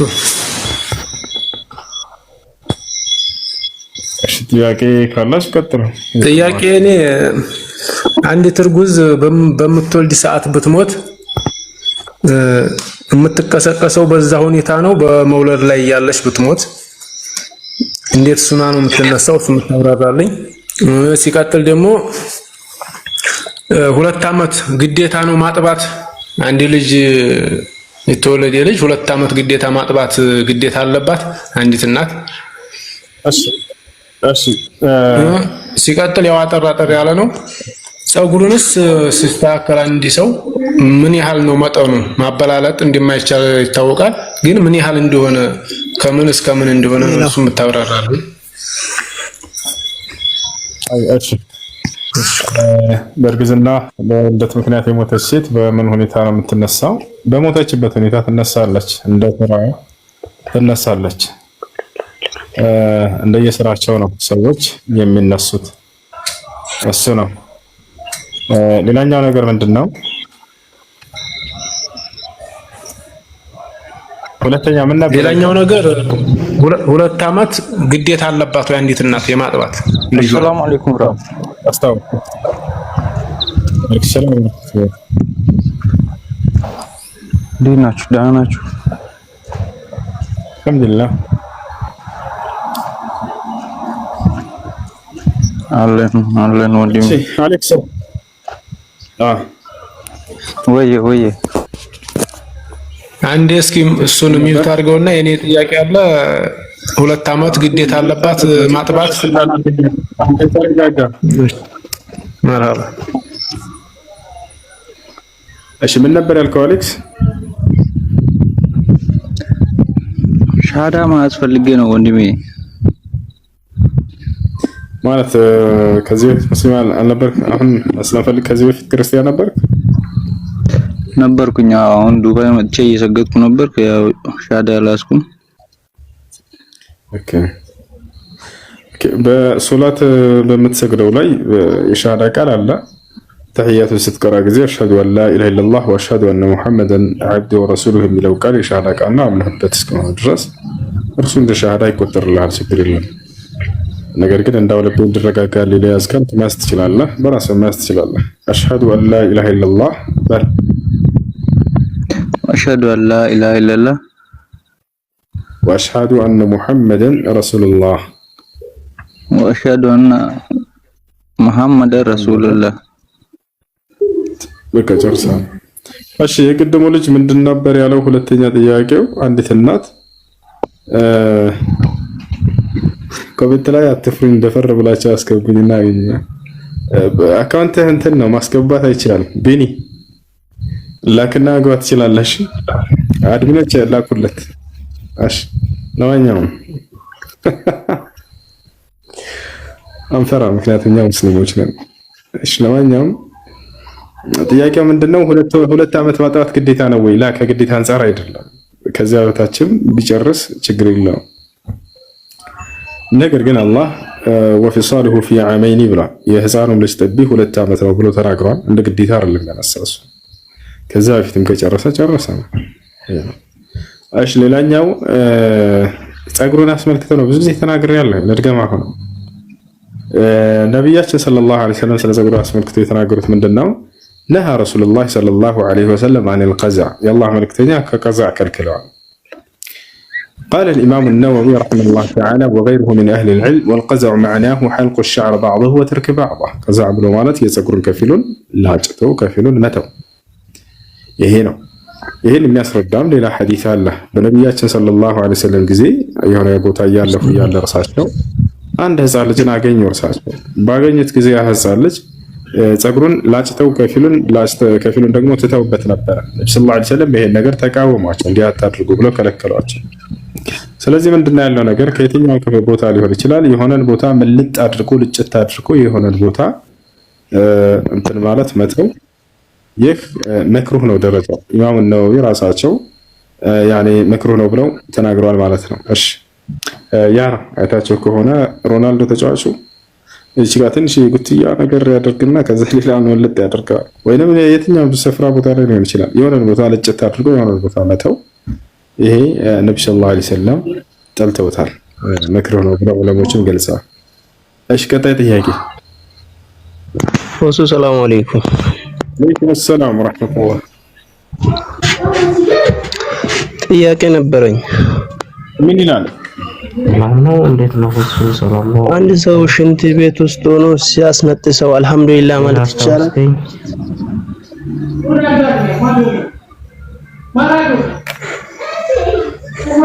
እሺ ቤት አድርጉት። አንድ የሚረብሽ ቦታ ከሆናችሁ ቤት አድርጉ። ባካችሁን አትረብሹን። አሎ አትረብሹን፣ ቤት አድርጉት ባካችሁ። እሺ በጣም ጥሩ ጥያቄ። አንድ ሰው ሲያስነጥሰው አልሐምዱሊላህ እንዲል ነቢያችን ሰለላሁ ዐለይሂ ወሰለም አስተምረዋል። ስለዚህ ሽንት ቤት ውስጥ ነው ያስነጠሰው ሰው አልሐምዱሊላህ ማለት ይችላል ወይ? ከዚህ በፊትም በእስልምና ላይ ትልቅ ጥያቄ እንዳገኙ አስመስለው አላህን ሽንት ቤት ውስጥ ማውሳት አይቻልም ምናምን እያሉ በቃ ምን ጥያቄ እንደሚያስነሳ አላውቅም፣ ብቻ ሲያነሱትም ነበር። በዚህ አጠቃላይ እንመልስላችሁ። ለመሆኑ አላህን ሽንት ቤት ውስጥ ነው ማውሳት አይቻልም? የሆነ ቦታ ብቻ ውጭ ላይ ማውሳት ትችላላችሁ፣ እዛ ግን አትችሉም። ስለዚህ ነቢያችን ሰለላሁ ዐለይሂ ወሰለም የሚገርማችሁ ሽንት ቤት ውስጥ ነው አላህን ማውሳት ይቻላል ወይ? ወደ መልሱ ስንመጣ ጊዜ አዎ ሽንት ቤት ውስጥ ነው አላህን ማውሳት ይቻላል ነው መልሱ። በየትኛውም ስፍራ ሆነን አላህን ማውሳት እንችላለን። ነገር ግን እንዴት ወደሚለው ወደ ማብራሪያው ልንመጣ ነው። በየትኛውም ስፍራ ሆነን አላህን ማውሳት እንችላለን ወይ? እንደ እስልምና አዎ በደንብ አድርገን እንችላለን። ማስረጃ ቃል ነብዩ ሰለላሁ ዐለይሂ ወሰለም ማን ነው ቃለት ኡሙል ሙእሚኒን ዓኢሻ ረዲየላሁ ዐንሃ ካነ ነብዩ ሰለላሁ ዐለይሂ ወሰለም የዝኩሩላህ ፊ ኩሊ አሕያኒሂ። እናታችን አይሻ ምን አለች? የአላህ መልእክተኛ ነብዩ ሰለላሁ ዐለይሂ ወሰለም በሁሉም ሁኔታቸው ላይ ሆነው አላህን ያወሱ ነበር አለች። በሁሉም ሁኔታቸው ላይ አስቡት። ሽንት ቤት ያጠቃልላል? አዎ ያጠቃልላል። ነገር ግን አላህን ማውሳት ሲባል ጊዜ በሶስት ቦታ ላይ ይገኛል። አልኢማን ቀውሉን ቢልሊሳን ወኢዕቲቃዱን ቢልቀልብ ወዐመሉን ቢልጀዋሪሕ የዚዱ ቢጣዓ ወየንቁሱ ቢልማዕሲያ ወየዙሉ ቢልኩፍር هذا أصل من أصول الإيمان። ከእምነት መሰረቶች ከአምልኮ መሰረቶች ምንድነው? አንደኛው አላህን በአንደበታችን እናወሳለን። በአንደበት አላህን የማውሳት ስርዓት አለ። ሁለተኛ ደግሞ በልብ አላህን የማውሳት ስርዓት አለ። ሶስተኛ በተግባር አምልኮን በተግባር የሚፈጸሙ ሊሆኑ ይችላሉ። ለምሳሌ ሐጅ ማድረግ ሂደህ መካ በተግባር ነው የምታደርገው። ልክ እንደ ሶላት መስገድ። እነዚህ ሁሉ የተግባር አምልኮዎች ናቸው። በአንደበታችን የምንሰራቸው የአምልኮ ስርዓቶች ደግሞ ምንድናቸው? በአንደበታችን የማመስገን አልሐምዱሊላህ አምላክ ያላህ ምስጋና ይገባል የሚለው ቃል ወይንም ቁርአን መቅራት ሊሆን ይችላል። እነዚህ ደግሞ አዕማል ሊሳን የምላስ አምልኮዎች ይባላሉ። ከሁሉ በላይ ደግሞ የትኛው እንደሆነ ታውቃላችሁ? የልብ አምልኮ ነው። በልባችን አላህ ሱብሓነሁ ወተዓላ ማውሳት የሚባለው ነው። ታዲያ በሽንት ቤት ውስጥ ነን፣ በየትኛው ነው አላህን ማውሳት የምንችለው? የጀማዓ በነፍሳችሁ በልባችሁ አላህ ሱብሓነሁ ወተዓላ የምታወሱበት ከሁሉ በላይ ነው። በርካቶች በአካላቸው አላህ ሊገዙ ይችላሉ፣ ሶላትን ሲሰግዱ ደፋ ቀና ሊሉ፣ ልባቸው ግን ከዚያ ጋር ካልተቆራኘ ባዶ ነው የሚሆንባቸው ያ ነገር አይደል እንዴ? የመናፍቆች ሶላት ምንድን ነው? ኢነል ሙናፊቂነ ዩኻዲዑነ አላህ ወሁወ ኻዲዑሁም ወኢዛ ቃሙ ኢለ ሶላቲ ቃሙ ኩሳላ ዩራኡነ ናሰ ወላ የዝክሩነ አላህ ኢላ ቀሊላ ይላል። صلاة المنافقين هي صلاة أبدان لا صلاة قلوب. الإمام ابن القيم الجوزية رحمه الله تعالى ሲናገር ምን አለ? የመናፍቆች ሶላት የሰውነት ሶላት እንጂ የልብ ሶላት አይደለችም ማለት። ስለዚህ ትልቁ እንዳውም በልባችን የምናወሳበት የአምልኮ ስርዓት ነውና እርሱን በሽንት ቤት ውስጥ አልተከለከልንም። አያችሁ አይደል? በልባችሁ አላህ ሱብሓነሁ ወተዓላ ማስታወስ፣ ልባችሁ ከአላህ ሱብሓነሁ ወተዓላ ጋር የተቆራኘ ነው በየትኛውም ስፍራ ቢሆን። ስለዚህ ያ ነው ولذلك سئل الشيخ عبد العزيز بن باز رحمه الله تعالى ታላቁ ዓሊም ሼክ አብዱል ዐዚዝ ብን ባዝ ተጠየቁ። አሁን አንተ የጠየቀው ጥያቄ الإمام أحمد بن حنبل ራሳቸው እንዳውም ከእርሳቸው በፊት አሕመድ ብን ሐንበል ምን አሉ? إذا عطس الرجل وهو في الحمام አሉ አንድ ሰው ሽንት ቤት ውስጥ ነው ቢያስነጥሰው አሉ ኢማሙ አሕመድ ምን አሉ? አንድ ሰው ሽንት ቤት ውስጥ ነው ቢያስነጥሰው فليحمد الله بقلبه በልቡ አላህን ያመስግን አሉ። አያችሁ በልብ አላህን የማመስገን ስርዓት አለ። ኢብኑ ባዝ ረሒመሁላህ ተዓላ ተጠየቁ። ሽንት ቤት ውስጥ ሆነን ውዱ ማድረግ ምንፈልግ ቢስሚላህ የሚለውን ቃል ማለት እንችላለን ወይ ሲባሉ አዎ ትችላላችሁ አሉ። ነገር ግን በምን በልባችሁ ብሎ ተናገሩ። ስለዚህ በሽንት ቤት ውስጥ ናችሁ ግን አላህን ማውሳት አትችሉም ሲሉ የሚለው ለሐሰት ነው። አላህ ሱብሓነሁ ወተዓላ በሽንት ቤት ውስጥ ሆነን ማውሳት እንችላለን ግን በልባችን ነው እርሱን ማለት ነው። ይህን ይመስላል። አምልኮ ደግሞ በሶስት ቦታ ይገኛል። አንደኛ በተግባር የሚሰራ አምልኮ ስርዓት አለ። ሁለተኛ በአንደበት፣ ሶስተኛ በልብ። ይሄ ነው ዚክሩላህ ሱብሓነሁ ወተዓላ በልብ አላህ ሱብሓነሁ ወተዓላ የማውሳት ስርዓት። አይ መቀጠል ትችላለህ ጆን። ይቀጥል። አሁን ጆን ያለ እንዴት ነው? አሎ የመጣሁት ለይቅርታ ነበረ። ኔትወርኬ በጣም እያስቸገረ ስለሆነ ቴሌፎን ሀሳብ ነገር ይወጣ ደስ ይለኛል። እሺ እንደ አጋጣሚ ሆኖ ከአንተ ጋር ያገናኘችኝ ፈቲያ የምትባል አንድ ቤት የምትኖር እህቴ ነበረችና እንደ ድንገት አሁን ተጣልተን ያው እሷ አንተን ስላገናኘች ሞዴሬተሮች እዛ ውስጥ ካሉ እንድታገ ማለት ፈቲያ የምትባል ይቅርታ እንድታደርግልኝ የገብተን ይቅርታ እንድንባባል ፈልጌ ነው። ለሱ ነው የገባሁት። ያው እዚህ ጋር ስለማትጠፋ ስለማውቅ ነው። በጣም ስለደበረኝ ያለው ነገር ሁለታችን መሀል ላይ ምናልባት ለእናንተ ግልጽ ላይሆን ይችላል፣ ግን ሁለታችንን ስለምናውቅ ያለውን ነገር ያው በይቅርታ ደግሞ እንደምታምን ስላወራችኝ ነው በትልቅ ይቅርታ ልጠይቃት የፈለኩት በህዝብ ፊት። መርሐባ። እሺ ባለሽበት ሆነሽ ይቅርታ ተባባሉ። ይሄ ነው እንደ እስልምና ግዴታ ሁለት አካሎች መገናኘታቸው መስፈርት አይደለም።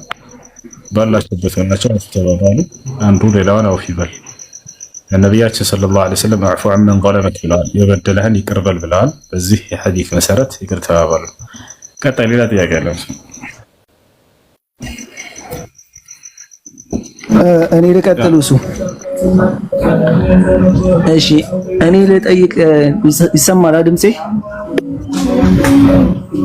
አዎ ይሰማል። እሺ ስለ ዙልቀርነይን ታሪክ ነበረ መጠየቅ የፈለኩት። ከሙዚቃ እንትን ጎረቤት ነው ለመራቅ ሞክ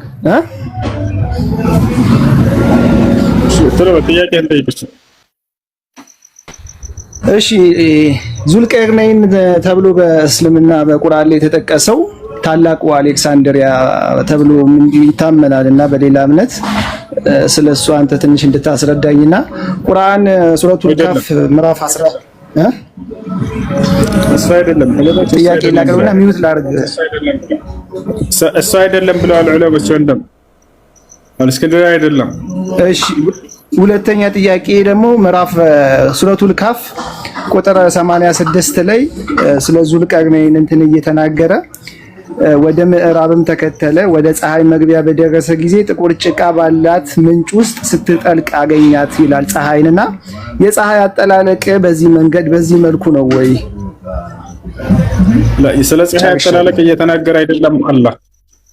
አላህ እዚህ ቦታ ላይ ስለ ፀሐይ አጠላለቅ እየተናገረ ሳይሆን የዙልቀርነይንን እይታ እየገለጸልን ነው። ገብቶሃል አይደል? አይተህ ከሆነ አንተ ልክ ማታ ላይ ፀሐይ ስትገባ ጊዜ ብታያት የሆነ እንትን ውስጥ እየገባች እየጠለቀች ይመስለናል፣ የሆነ ባህር ውስጥ ሆና። ከዛልክ ልክ እንዲሁ ያንን እኛ ያየነውን እይታ አላህ Subhanahu Wa Ta'ala ዙልቀርነይን ያየውን እይታ እየገለጸ ነው። ይሄን እንዳለ ሙፈሲሮች ተናግረዋል። ኢብኑ ከሲር ይናገራል። አላህ እዚህ ቦታ ላይ ፀሐይ ጭቃ ውስጥ ተጠልቃለች እያለ አይደለም ማለት ኢብኑ ከሲር ራሱ ሲናገር፣ ነገር ግን የዙልቀርነይንን እይታ እየገለጸ ነው ብሎ ተናገረ። እዚያ ቦታ ላይ حتى إذا بلغ مغرب الشمس وجدها تغرب في عين حمئة ይላል። وجدها የሚለውን አስምሩበት። አገኛት ይላል። እርሱ ያገኘባትን ደረጃ አላህ Subhanahu Wa Ta'ala እየገለጸ ነው እንጂ ፀሐይ በጭቃ ውስጥ ተጠልቃለች እያለ እየተናገረ አይደለም። እሺ السلام عليكم ورحمة الله وبركاته. عليكم السلام ورحمة الله وبركاته. ሶስት ጥያቄ አለኝ። እሺ አንደኛው ከነብዩ መሐመድ አለይሂ ሰላቱ ወሰላም በፊት ያሉት ሰዎች የአላህን ትእዛዝ እምቢ ካሉ ምድር ላይ ይቀጣሉ የሚባል ነገር ሰማሁት። ምሳሌ የተሰጠኝ ደግሞ ዝንጀሮና ጦጣ ድሮ ሰው ነበሩ።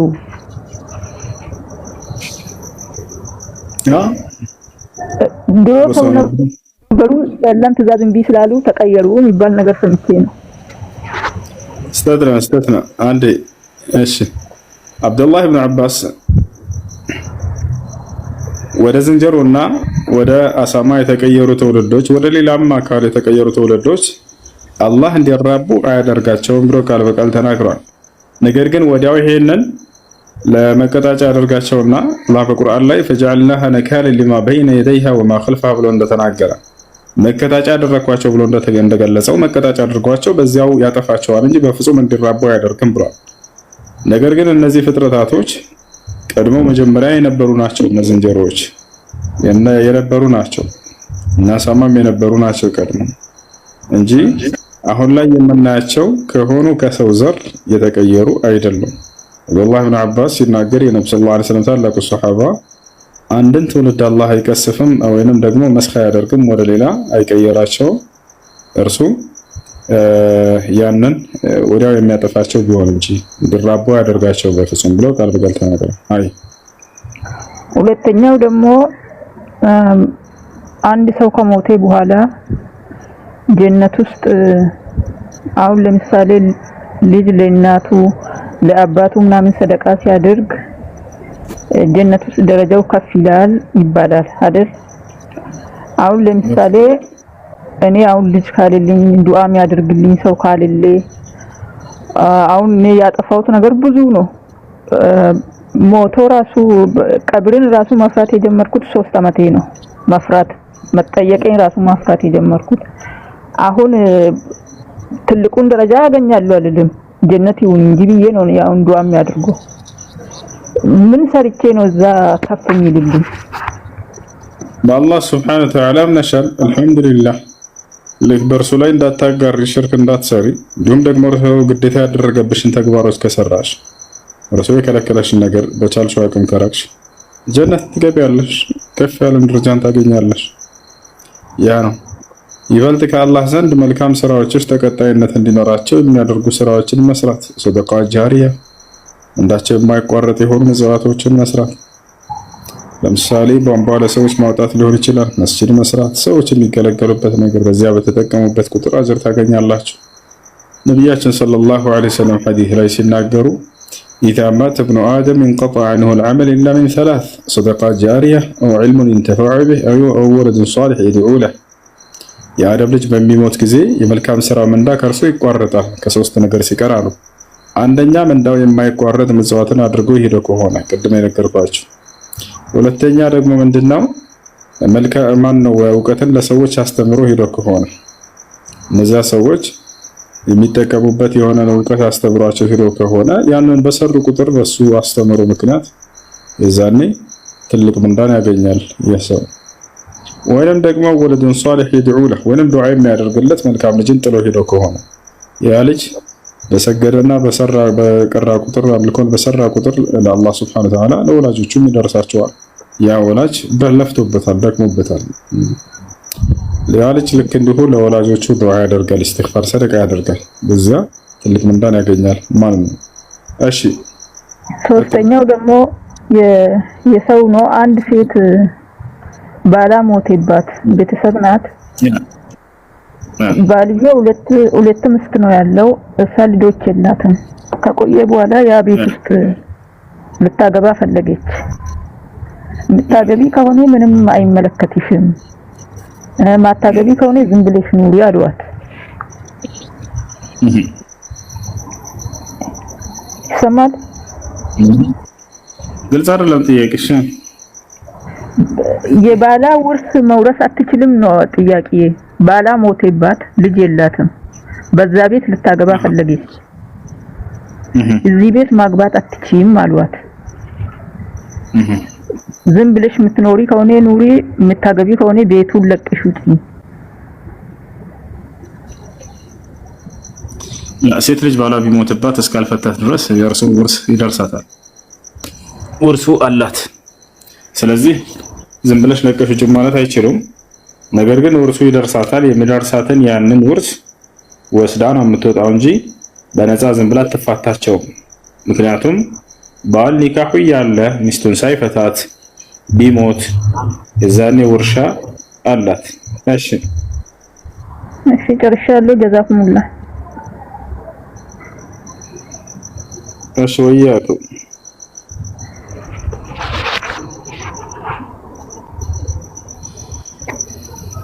ሰላም አለይኩም።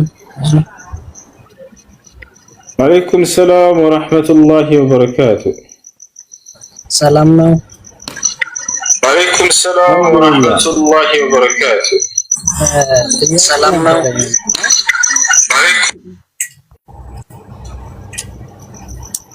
ያስተጋባ ነው ጥያቄ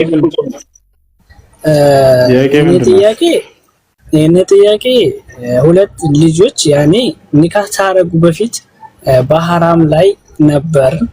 ያኔ በሐራም ኒካህ ሳይደረግ በፊት አሁን ያን ኒካሁን ሐራሙን ወደ ኒካህ ለማዞር ምን አይነት ግዳጆች ናቸው ያሉት? ወይስ ምን መደረግ አለበት? ከምንስ መመለስ ወይም ከምንስ መቆጠብ አለብን የሚለውን ነገር እንድናገር ያ። እሺ በመጀመሪያ ተውበት ማድረግ ይቀድማል። ከዚያ በመቀጠል እነዚህ ልጆች ለመጋባት በዑለሞች መካከል ሁለት ሀሳብ አለ። ግማሽ ዑለሞች 3 ሀይድ እስክታይ ድረስ መጠበቅ አለባት ይላሉ። ሌሎች ደግሞ 1 ሀይድ ካየች በቂ ነው ብለው ተናግረዋል። ትክክለኛ ብዬ የማምነው እኔ 1 ሀይድ ካየች በቂ ነው የሚለው ነው። አውሊያው በላጩ 3 ሀይድ ተጠብቅ። አንዴ ልጨርስ እባክህ ወንድሜ ከሰማህ ማራባሽ 3 ሀይድ ብለው የተናገሩት ማስረጃ ሊሆን አይችልም እሱ። ምክንያቱም 3 ሀይድ ተጠብቅ ሴት ልጅ የተባለው አንዲት ሴት አግብታ ሌላ ባል ማን ነው ተፈታ ከሆነ ሌላ ባል እስክታገባ ድረስ የምትቆይበት የቆይታ ጊዜ መሆኑን አላህ በቁርአን ላይ ተናግሯል። ነገር ግን ባለትዳር የሆነች ሴት ያልሆነች ሴት በፍጹም የዒዳ ጊዜዋ ይሄን ያክል ነው ተብሎ አልተቀመጠም። 1 ሀይድ ተጠብቅ ግን ብለው ነብዩ ሰለላሁ ዐለይሂ ወሰለም የተናገሩበት አለ ወይ ታዲያ ከተባለ አዋለ። በጀሃር ላይ የተማረኩ ሴቶችን ለማግባት ነብያችን ሰለላሁ ዐለይሂ ወሰለም ፈልተንተظر حيضة ብለው ተናግረዋል። ሐዲስ ላይ 1 ሀይድ እስክታይ ድረስ ተጠብቅ እርሷ ብለው ተናገሩ። ስለዚህ ሴት ልጅ ከሆነ ሰው ጋር ዝሙት ብታደርግ ከዚያ ከሰው ጋር ለማግባት የሚጠብቁት 1 ሀይድ ነው። እሺ እርግዝና ተከሰተ እስከሆነ በዚያ ግንኙነት ምክንያት ከተባለ እርግዝና ከተከሰተ እስኪወልዱ ድረስ መጋባት ከወለደች በኋላ የዛኔ መጋባት ይቻላል ስላለፈው ተውበት አድርገው። እርግዝና ካልተከሰተ ግን 1 ሀይድ ካየች በቂ ነው። ስላለፈው ተውበት አድርገው መጋባት ይችላሉ። هذا هو الله اعلم። አለ ንክኪ ያኔ 1 ሀይድ እስከምታይ ድረስ ንክኪ ወይንም ደግሞ ያኔ በአካል መገናኘት ምናምን የለባቸው ወይስ ችግር አለበት? ተናገርኩኝ እንደ ምንም አይነት ግንኙነት ለ1 ሀይድ ያክል መራራቅ አለባቸው። ከዛ በኋላ ኒካህ ይስራሉ ስላለፈው ተውበት አድርገው። ሁለተኛው ጥያቄ ደግሞ አንድ ሴት አባቷ ከእስልምና ወደ ካፊርነት ሄዷል። ያኔ የአባቷ ወንድም አጎት የላትም። ላኪን ኒካህ መታሰር የምትችለው በቃዲ ምክንያት ነው ወይስ የእናቷ አጎት ማስተሳሰር ይችላል? እሺ የአባቷ አባት አለ? የአባቷ አባት የለም። አጎት የላትም። አጎት የላትም። ወንድም የላትም። ወንድም የላትም። ሸሪዓ ፍርድ ቤት በአቅራቢያቸው ወደሚገኝ ሄዳ ወደዚያ ሸሪዓ ፍርድ ቤቱ ቃዲ ኒካህ ያስርላታል። ቃል ነብዩ ሰለላሁ ዐለይሂ ወሰለም السلطان ولي لمن لا ولي له ከቤተሰቡ ወኪል የሌለው የሸሪዓ ፍርድ ቤት ቃዲ እርሱ ወኪል ይሆናል ብለው ተናግረዋል። አይ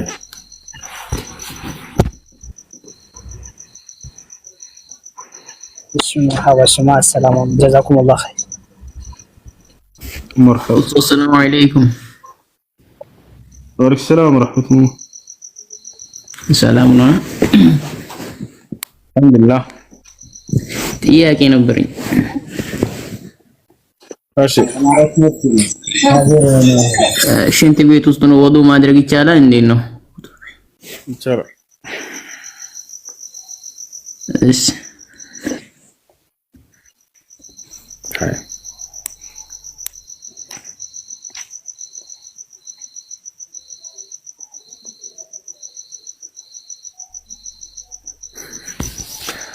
ጥያቄ ከሌላቸው እንውረድ።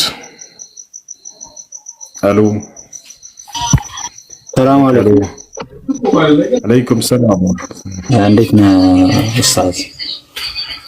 አልሐምዱሊላህ አለን አልሐምዱሊላህ። አንድ ክርስቲያን ጓደኛ አለና ከዚህ ጥያቄ መጠየቅ ይፈልጋልና አጋጣሚ ስልክ ስለያዘ ነው የዘገየሁት። አሁን ስልኩን እስኪጨርስ ሚዩት አድርጌ ልቀመጥ፣ አንድ 5 ደቂቃ ምናምን በኋላ ጥያቄ እንዲጠይቅህ ነበር እሱ። ይቻላል። ሚዩት አድርጌ እቀመጣለሁ። ሰላም አለይኩም። አለይኩም ሰላም ወራህመቱላህ።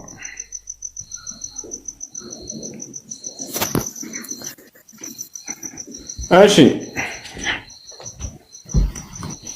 ተዘሳ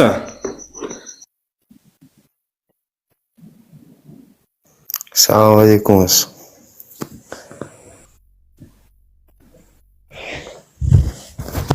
ወአለይኩም ሰላም ወራህመቱላሂ ወበረካቱ። እንዴት ነው? አላህ አልሐምዱሊላህ። ዘማል ኔትወርክ እያስቸገረኝ ነው። አዎ ይሰማል።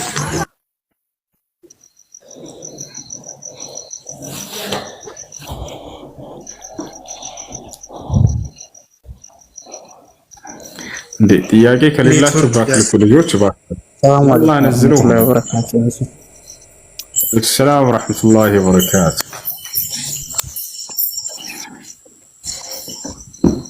ሰላም ነው እሱ ዳኝ አልሐምዱሊላህ። በቅድሚያ ጥያቄ እንድጠይቅ እድሉን ስለሰጣችሁኝ አመሰግናለሁ። እሺ እና ጥያቄ የሚሆነው አንድ ሰው ሰላት ከተወ ከእስልምና ይወጣል ይባላል።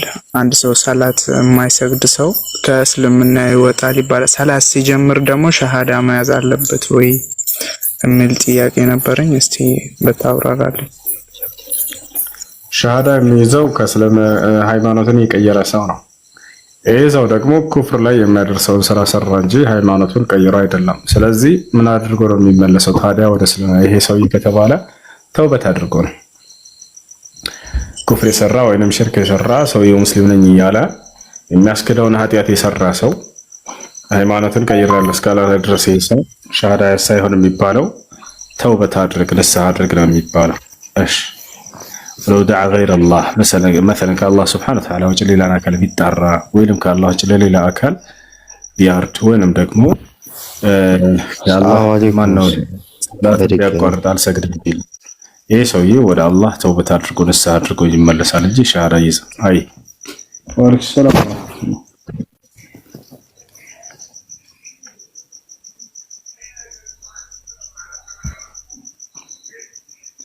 እሺ የገባች ሶስት ጥያቄ አላችሁ እና ሁለት ነንና ሆሶ ይቅርታ አድርግልኝና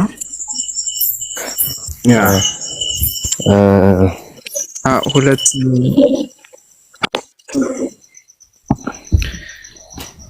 وكان الله غفورا رحيما الرجال قوامون على النساء بما فضل الله بعضهم ወይኔ በአላህ እንዴት ነው ኔትወርክ በጣም እኮ ነው እያሰማማኝ ያለ አይደለም።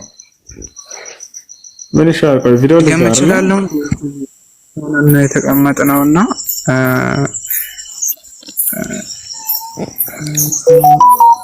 ምኑንና ምኑን ስለ ጥያቄ መድገም ይቻላል? ያሁኑ ጥያቄ በእርግጥ ተመልሶልኛል አትልም? እሺ ሌላ ጥያቄ ምንድነው? ለመድገም ጠይቅሽ።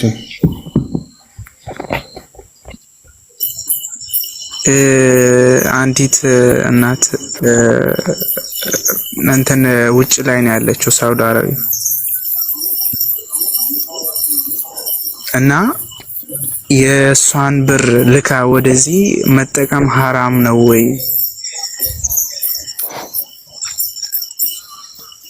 በደንብ አልሰማም ነበር ልካ የአንዲትን ሴት አረብ ሀገር ሄዳ አግብታ ባለትዳር ናትና እዛ ሄዳ የምትልከው ብር በሸሪዓ አንፃር እንዴት ነው የሚታየው? ከሰጠቻችሁ መጠቀም ትችላላችሁ። ሀዲያ ከሰጠቻችሁ መጠቀም ትችላላችሁ ከሐራም ምንጭ እስካላመጣችሁ ድረስ። አይዋ ለባለቤቷ አይሆንበት ማለት ለባለቤቷም ከረዳችሁ ከሰጠችሁ መስጠት ትችላላችሁ። እንደ ግዴታ ለሱ ነው መስጠት ያለባት፣ ለቤተሰቧ መስጠት አትችልም የሚል ግን የለም። ለዛ የሚባል ነገር የለም።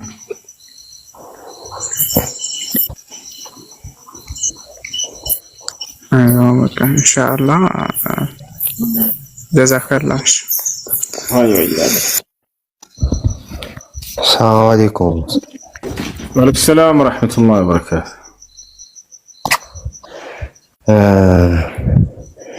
እኔ በ5 ወር ሐፊዝ መሆን ፈልጌ ነበርና አሁን 5 ጁዝ ላይ እና እንዴት ማድረግ ይሻላል? ትምህርት አቋርጫለሁ። ለምን በ4 ወር ምናምን አታፍዝም? እንዳለ በ4 ወር ነው ያፈው። በቀን 5 ገጽ ከቀረህ በ4 ወር ታኸትመዋለህ።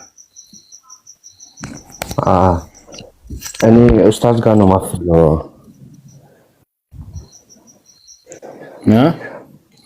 ኡስታዝ ጋር ነው ያፈስኩ ያለሁት።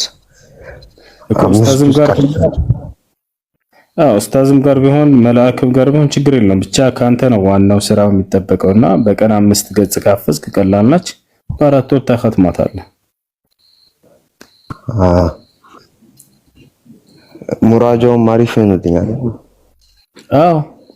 ፈጥኖ ቶሎ ማክተም ሙራጃው በዳው ትኩሱን ተመልሰ ስለምትቀራው ሙራጃውን ቀላል ይሆንልሃል። እስቲ ትንሽ አስተፋፈዙት ነው። እሺ ቁርአን ለማፈዝ በመጀመሪያ ማድረግ የሚጠበቅባቸው ነገር ምንድነው?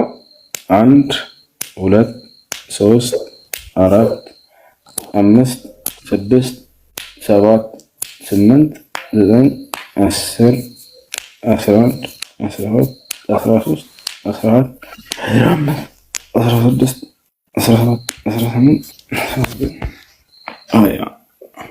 እሺ ቁርአን ለማፈዝ በጣም ቀላል ነው። እንዴት ነው የምታደርገው መሰለህ?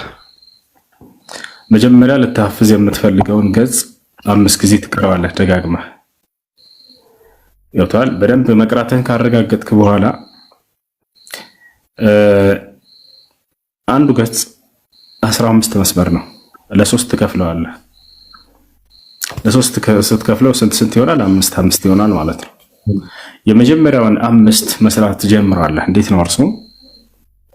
ደጋግመህ ትቀርባለህ እርሱን 5 ጊዜ ገብቶሃል?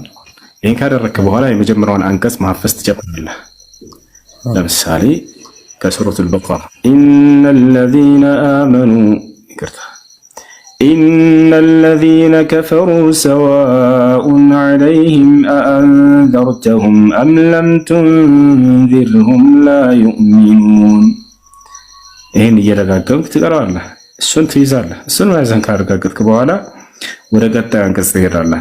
ختم الله على قلوبهم وعلى سمعهم وعلى أبصارهم غشاوة ولهم عذاب عظيم ይሄን ሁለተኛውን አንቀጽ ደጋግመህ ትቀራለህ፣ ትይዛለህ። ማዘን ካረጋገጥክ በኋላ የመጀመሪያውንና ሁለተኛውን አሁን ያፈዝጋቸውን ታያይዛቸዋለህ። إن الذين كفروا سواء عليهم أأنذرتهم أم لم تنذرهم لا يؤمنون ختم الله على قلوبهم وعلى سمعهم وعلى أبصارهم غشاوة ولهم عذاب عظيم ይሄን ያስከረለ ሁለተኛው አንቀጽ ከዛ ወደ ሶስተኛው ተሄዳለህ። ومن الناس من يقول آمنا بالله وباليوم الآخر وما هم بمؤمنين يخادعون الله والذين آمنوا وما يخدعون إلا أنفسهم وما يشعرون في قلوبهم مرض فزادهم الله مرضا ولهم عذاب أليم بما كانوا يكذبون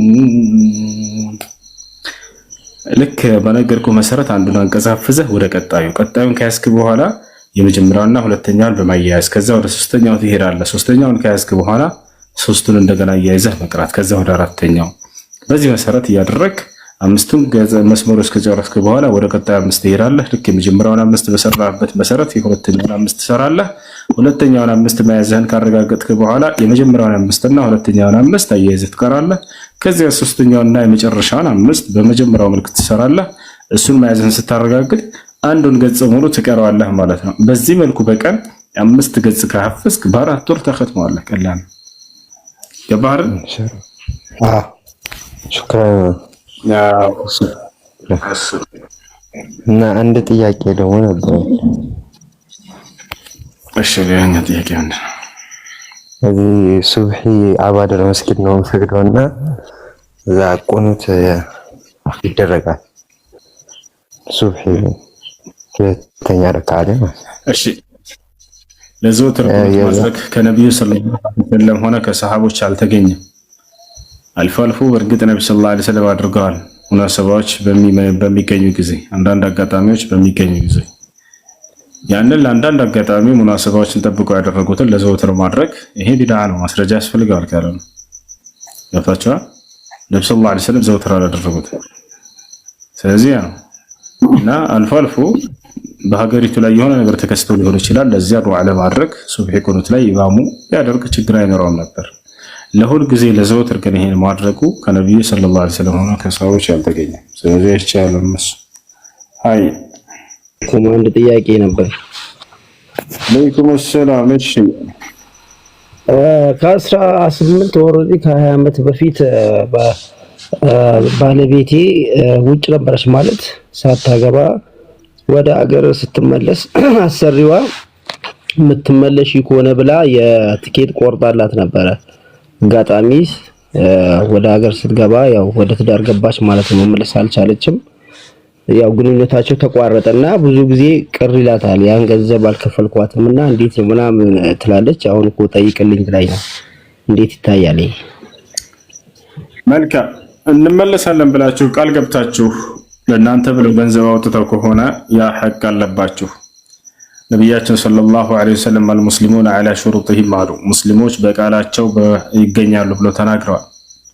ቃልን ማፍረስ ቃልን መብላት ደግሞ የመናፍቅ ባህሪ ነው። ነብዩ ሰለላሁ ዐለይሂ ወሰለም አስጠንቅቀዋል። ቃል ነብዩ ሰለላሁ ዐለይሂ ወሰለም አየቱል ሙናፊቂ ሰላስ ኢዛ ሐደተ ከዚብ ወኢዛ ወዐደ አኽለፍ ወኢዛ እቱሚነ ኻን።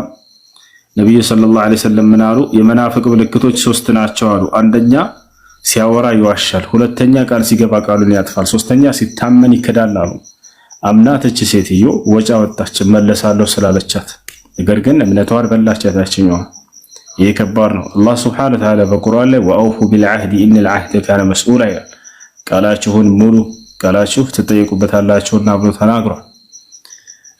ስለዚህ ቃልን መሙላት ግድ ይላል። ይህን ያላደረገ ሰው ነገ ወልቂያማ ይጠየቃል። ነገር ግን ታዲያ ምን ማድረግ አለበት? ነገ ወልቂያማ ከአላህ ፊት እንዳይጠየቅ ሰው ከተባለ ኢስላም መፍትሄውን አስቀምጧል። ቃል ነብዩ ሰለላሁ ዐለይሂ ወሰለም መን ካነት ዐንደሁ መዝለመቱን ሊአኺሂ ፈልየተሐለልሁ አልየውም ቀብለ አን ላ የኩነ ዲናሩ ወላ ድርሃም።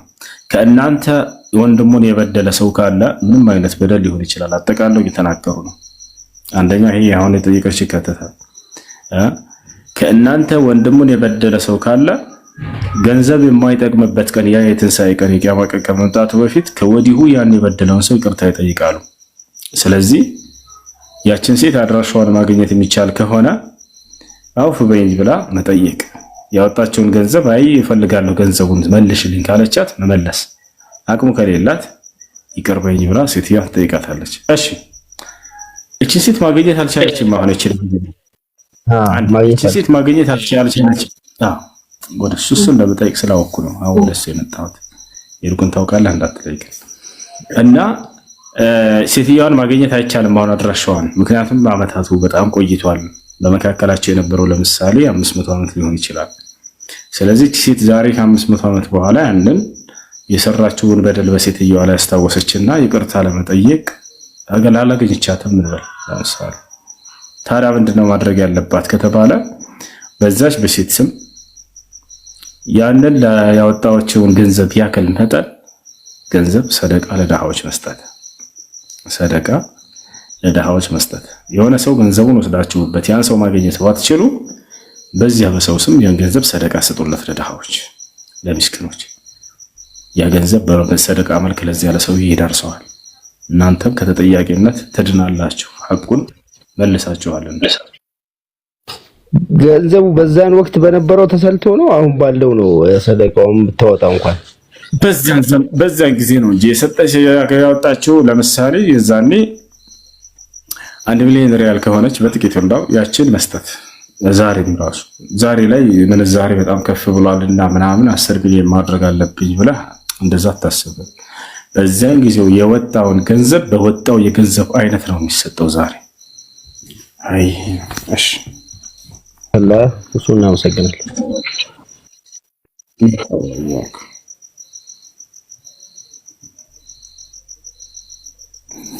እሺ ቀደም የነገርኳችሁ ከሱ በፊት ጠይቆ የነበረው ልጅ ቁኑትን ለዘወትር ማድረግ ይህ እንዳልተደነገገ ስነግራችሁ ነበር። ከራሴ እንዳይመስላችሁ ምናልባት አንዳንድ ኺላፍ ባላቸው ጉዳዮች ላይ የሆነ አቋም ይዤ ስናገር ጊዜ ከዛ የተለየ አቋም ያላቸው ሰዎች ይዘው ይመጡና አይ ሁሴን እኮ እንዴት የተሳሳተ ነገር እንዳይነት ነገር እንዳያነሱ ከሚል አንፃር እኔ ማናቸው የምናገረው ነገር ከዑለሞች ያስኩትን ነገር አሳያቸዋለሁኝ። خاصة العالم الرباني الشيخ عبد العزيز بن باز رحمه الله تعالى، والإمام الفقيه بن عثيمين رحمه الله تعالى، والإمام العلامة بقية السلف الصالح الشيخ صالح الفوزان حفظه الله تعالى. يعني يوم لا سنبባቸው እዚህ ጋር ስለ ቁኑት አስመልክቶ ሼክ አብዱል አዚዝ ብን ባዝ ምን እንዳሉ እዚህ ጋር እንመልከት። ተጠይቀው ነበር ጥያቄ حكم القنوت في صلاة الصبح በሶላት ላይ ቁኑት ማድረግ በይኑ ከእስላም አንፃር እንዴት ነው የሚል ነው። السؤال له سؤال آخر في هذه الرسالة يقول فيه ما حكم دعاء القنوت في صلاة الصبح وهل يعني يوجب تركه يعني سجود السهو، وإذا لم نسجد للسهو هل تعتبر الصلاة صحيحة؟ تملكة الشيخ عبد العزيز بن باز لا صبحي قنوت من الدميلو. الجواب أولا القنوت في الصبح غير مشروع على وجه الدوام.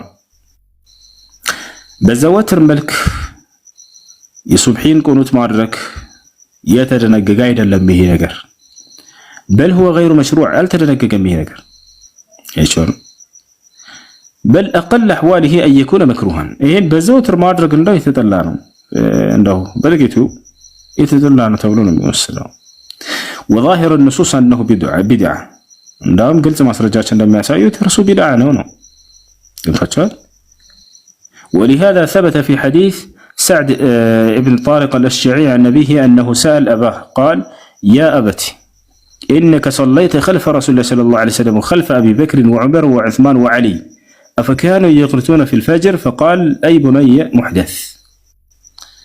እንግዲህ አንድ የሰሃባ ልጅ ሰሃባውን ጠየቀው ያ طارق يعني سعد بن طارق الأشجعي የተባለው ሰው ከአባቱን ጠይቀዋል። ምን አለው? አባዬ ሆይ አንተ ከነብዩ ሰለላሁ ዐለይሂ ወሰለም ኋላ ተከትለህ ሰግደሃል፣ ከአቡበክርም ኋላ ተከትለህ ሰግደሃል፣ ከዑመርም ኋላ ተከትለህ ሰግደሃል፣ ከዑስማንም ኋላ ተከትለህ ሰግደሃል፣ ከዓሊም ኋላ ተከትለህ ሰግደሃል። አፈካኑ ይቅኑቱነ ፊ አልፈጅር በሱብሒ ሶላት ላይ ቁኑት ያደርጉ ነበርን እነርሱ ብሎ ጠየቀ። ፈቃለ አይ ቡነየ ሙሕደት አይ ልጄ እርሱ አዲስ የተፈጠረ ፈጠራ ነው ቢድዓ ነው ብሎ መለሰለታል። የዛኔ የለም ነው قال طارق لابنه طارق للجواله أي بني محدث أي لجي هوي إرسو أدس يتفتر فترانا بزي جزيل لمنه بنبي صلى الله عليه وسلم وصحابه الزمان. وطارق من أصحاب النبي صلى الله عليه وسلم طارق رقمه كان النبي صلى الله عليه وسلم صحابه ما كان. رواه أحمد رحمه الله تعالى والترمذي والنسائي وابن ماجه بإسناد جيد، فهذا يدل على أنه غير مشروع القنوت في الصبح. هذا القنوت الدائم فهو محدث لم يفعله الرسول صلى الله عليه وسلم ولا أصحابه يعني ولا خلفاؤه المذكورون.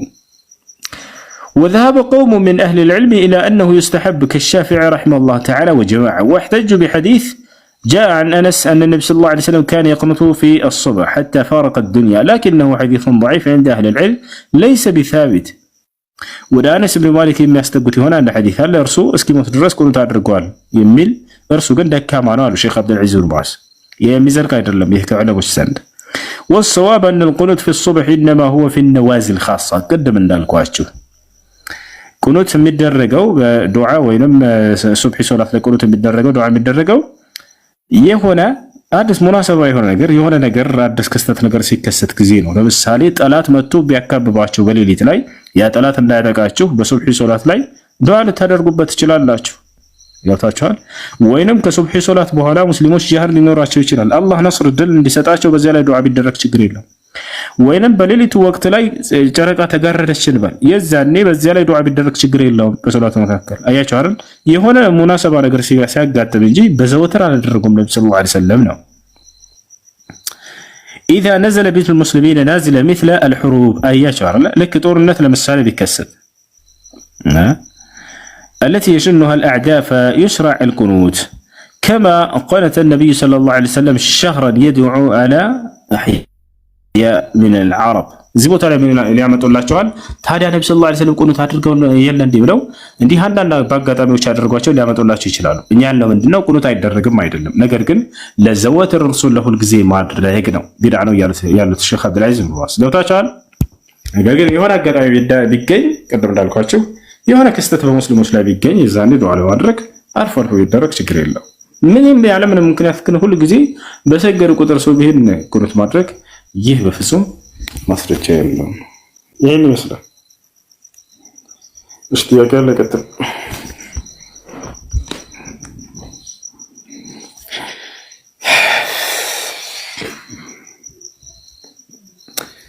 وكان الله بما تعملون خبيرا الرجال قوامون على النساء بما فضل الله بعضهم على بعض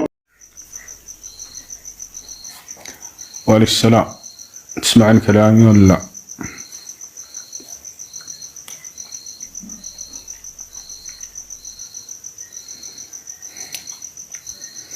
يوم لا ينفع مال ولا بنون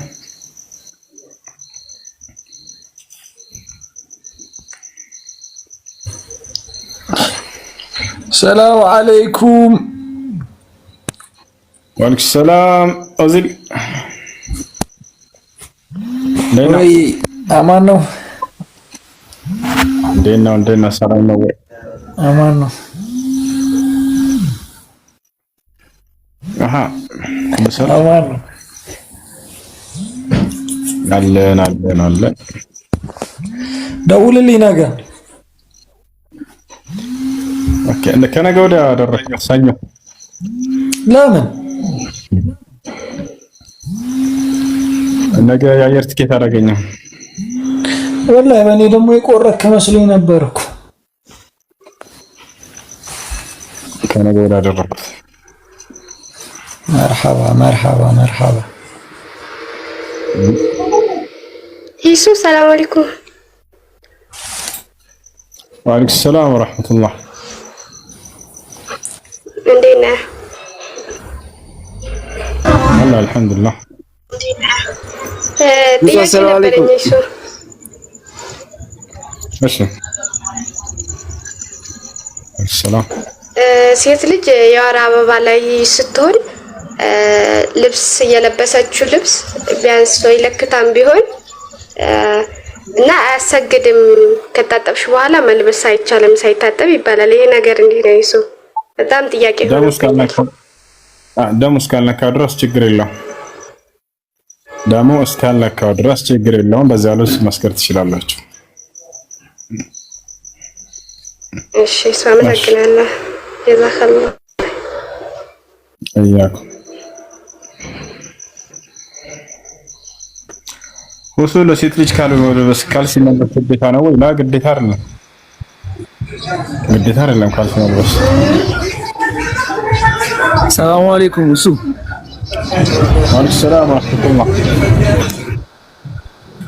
እንዴት ነው ወንድማችን ሰላም ነው አልሐምዱሊላህ አንድ ጥያቄ ነበረኝ ሌላ ቦታ ነበር የሰማሁትና ትንሽ ማብራሪያ ፈልጌ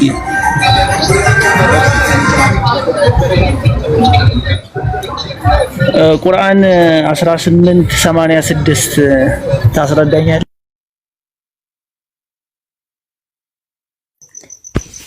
ለምን ትፈጥኛለሽ? ፈጠረሽ ለምን አስወጣሽው? ለሽ መልሳቸው አስገቡት። አድነሽ ተረጋጉ እንጂ ምንድነው? يلا روحي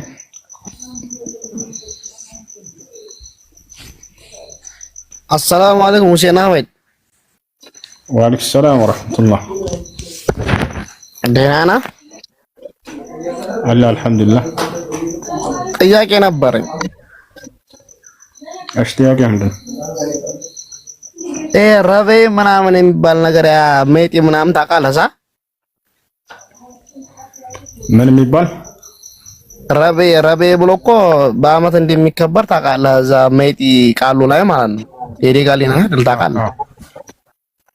ትክክል ነው ወይስ ትክክል አይደለም? ያ ነገር እኔ ያተበራራልኝ ነገር አለ። ትክክል አይደለም። ትክክል አይደለም ቢላል ነው ስህተት ነው።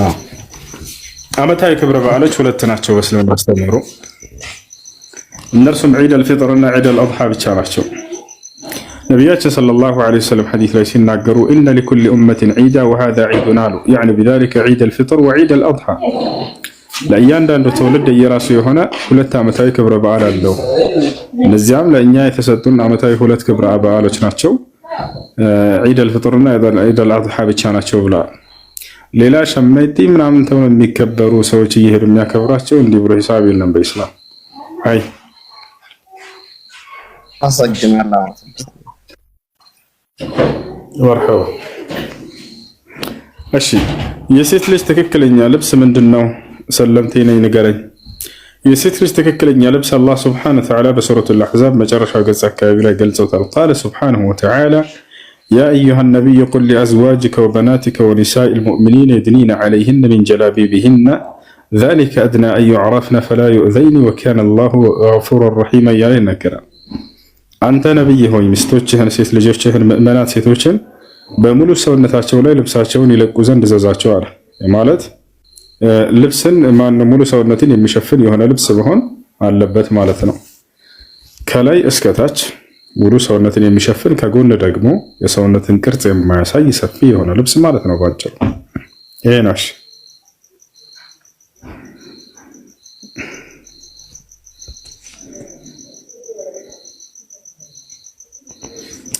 እሺ የሶላት ቀዳ አለው ወይ? አዎ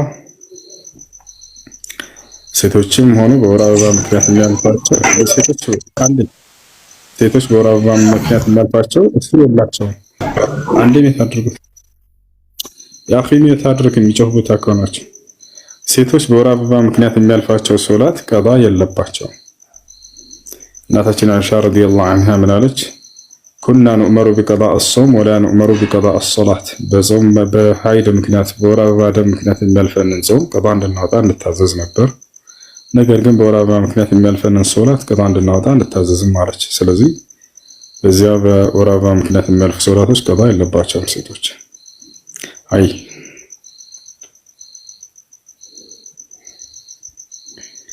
እሺ፣ አድሚኖች ካላችሁ በተራ አስገባቸው፣ ከሌላችሁ እንዳታስገባቸው።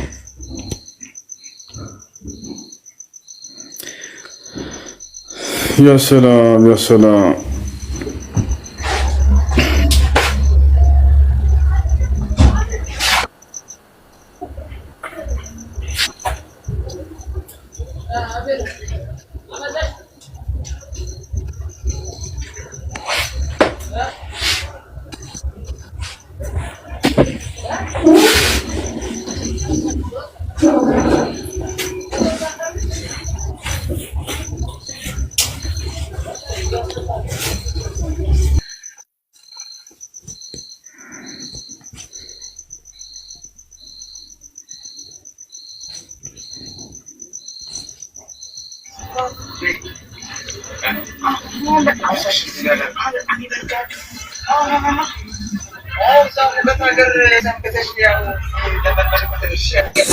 ሰላም አለይኩም። እንዴት ነው? ሰላም ነው? ሰላም እንዴት ናችሁ? ሰላም ነው። ደህና ነሽ? ደህና ነኝ። መጠየቅ ፈልጌ ነበር።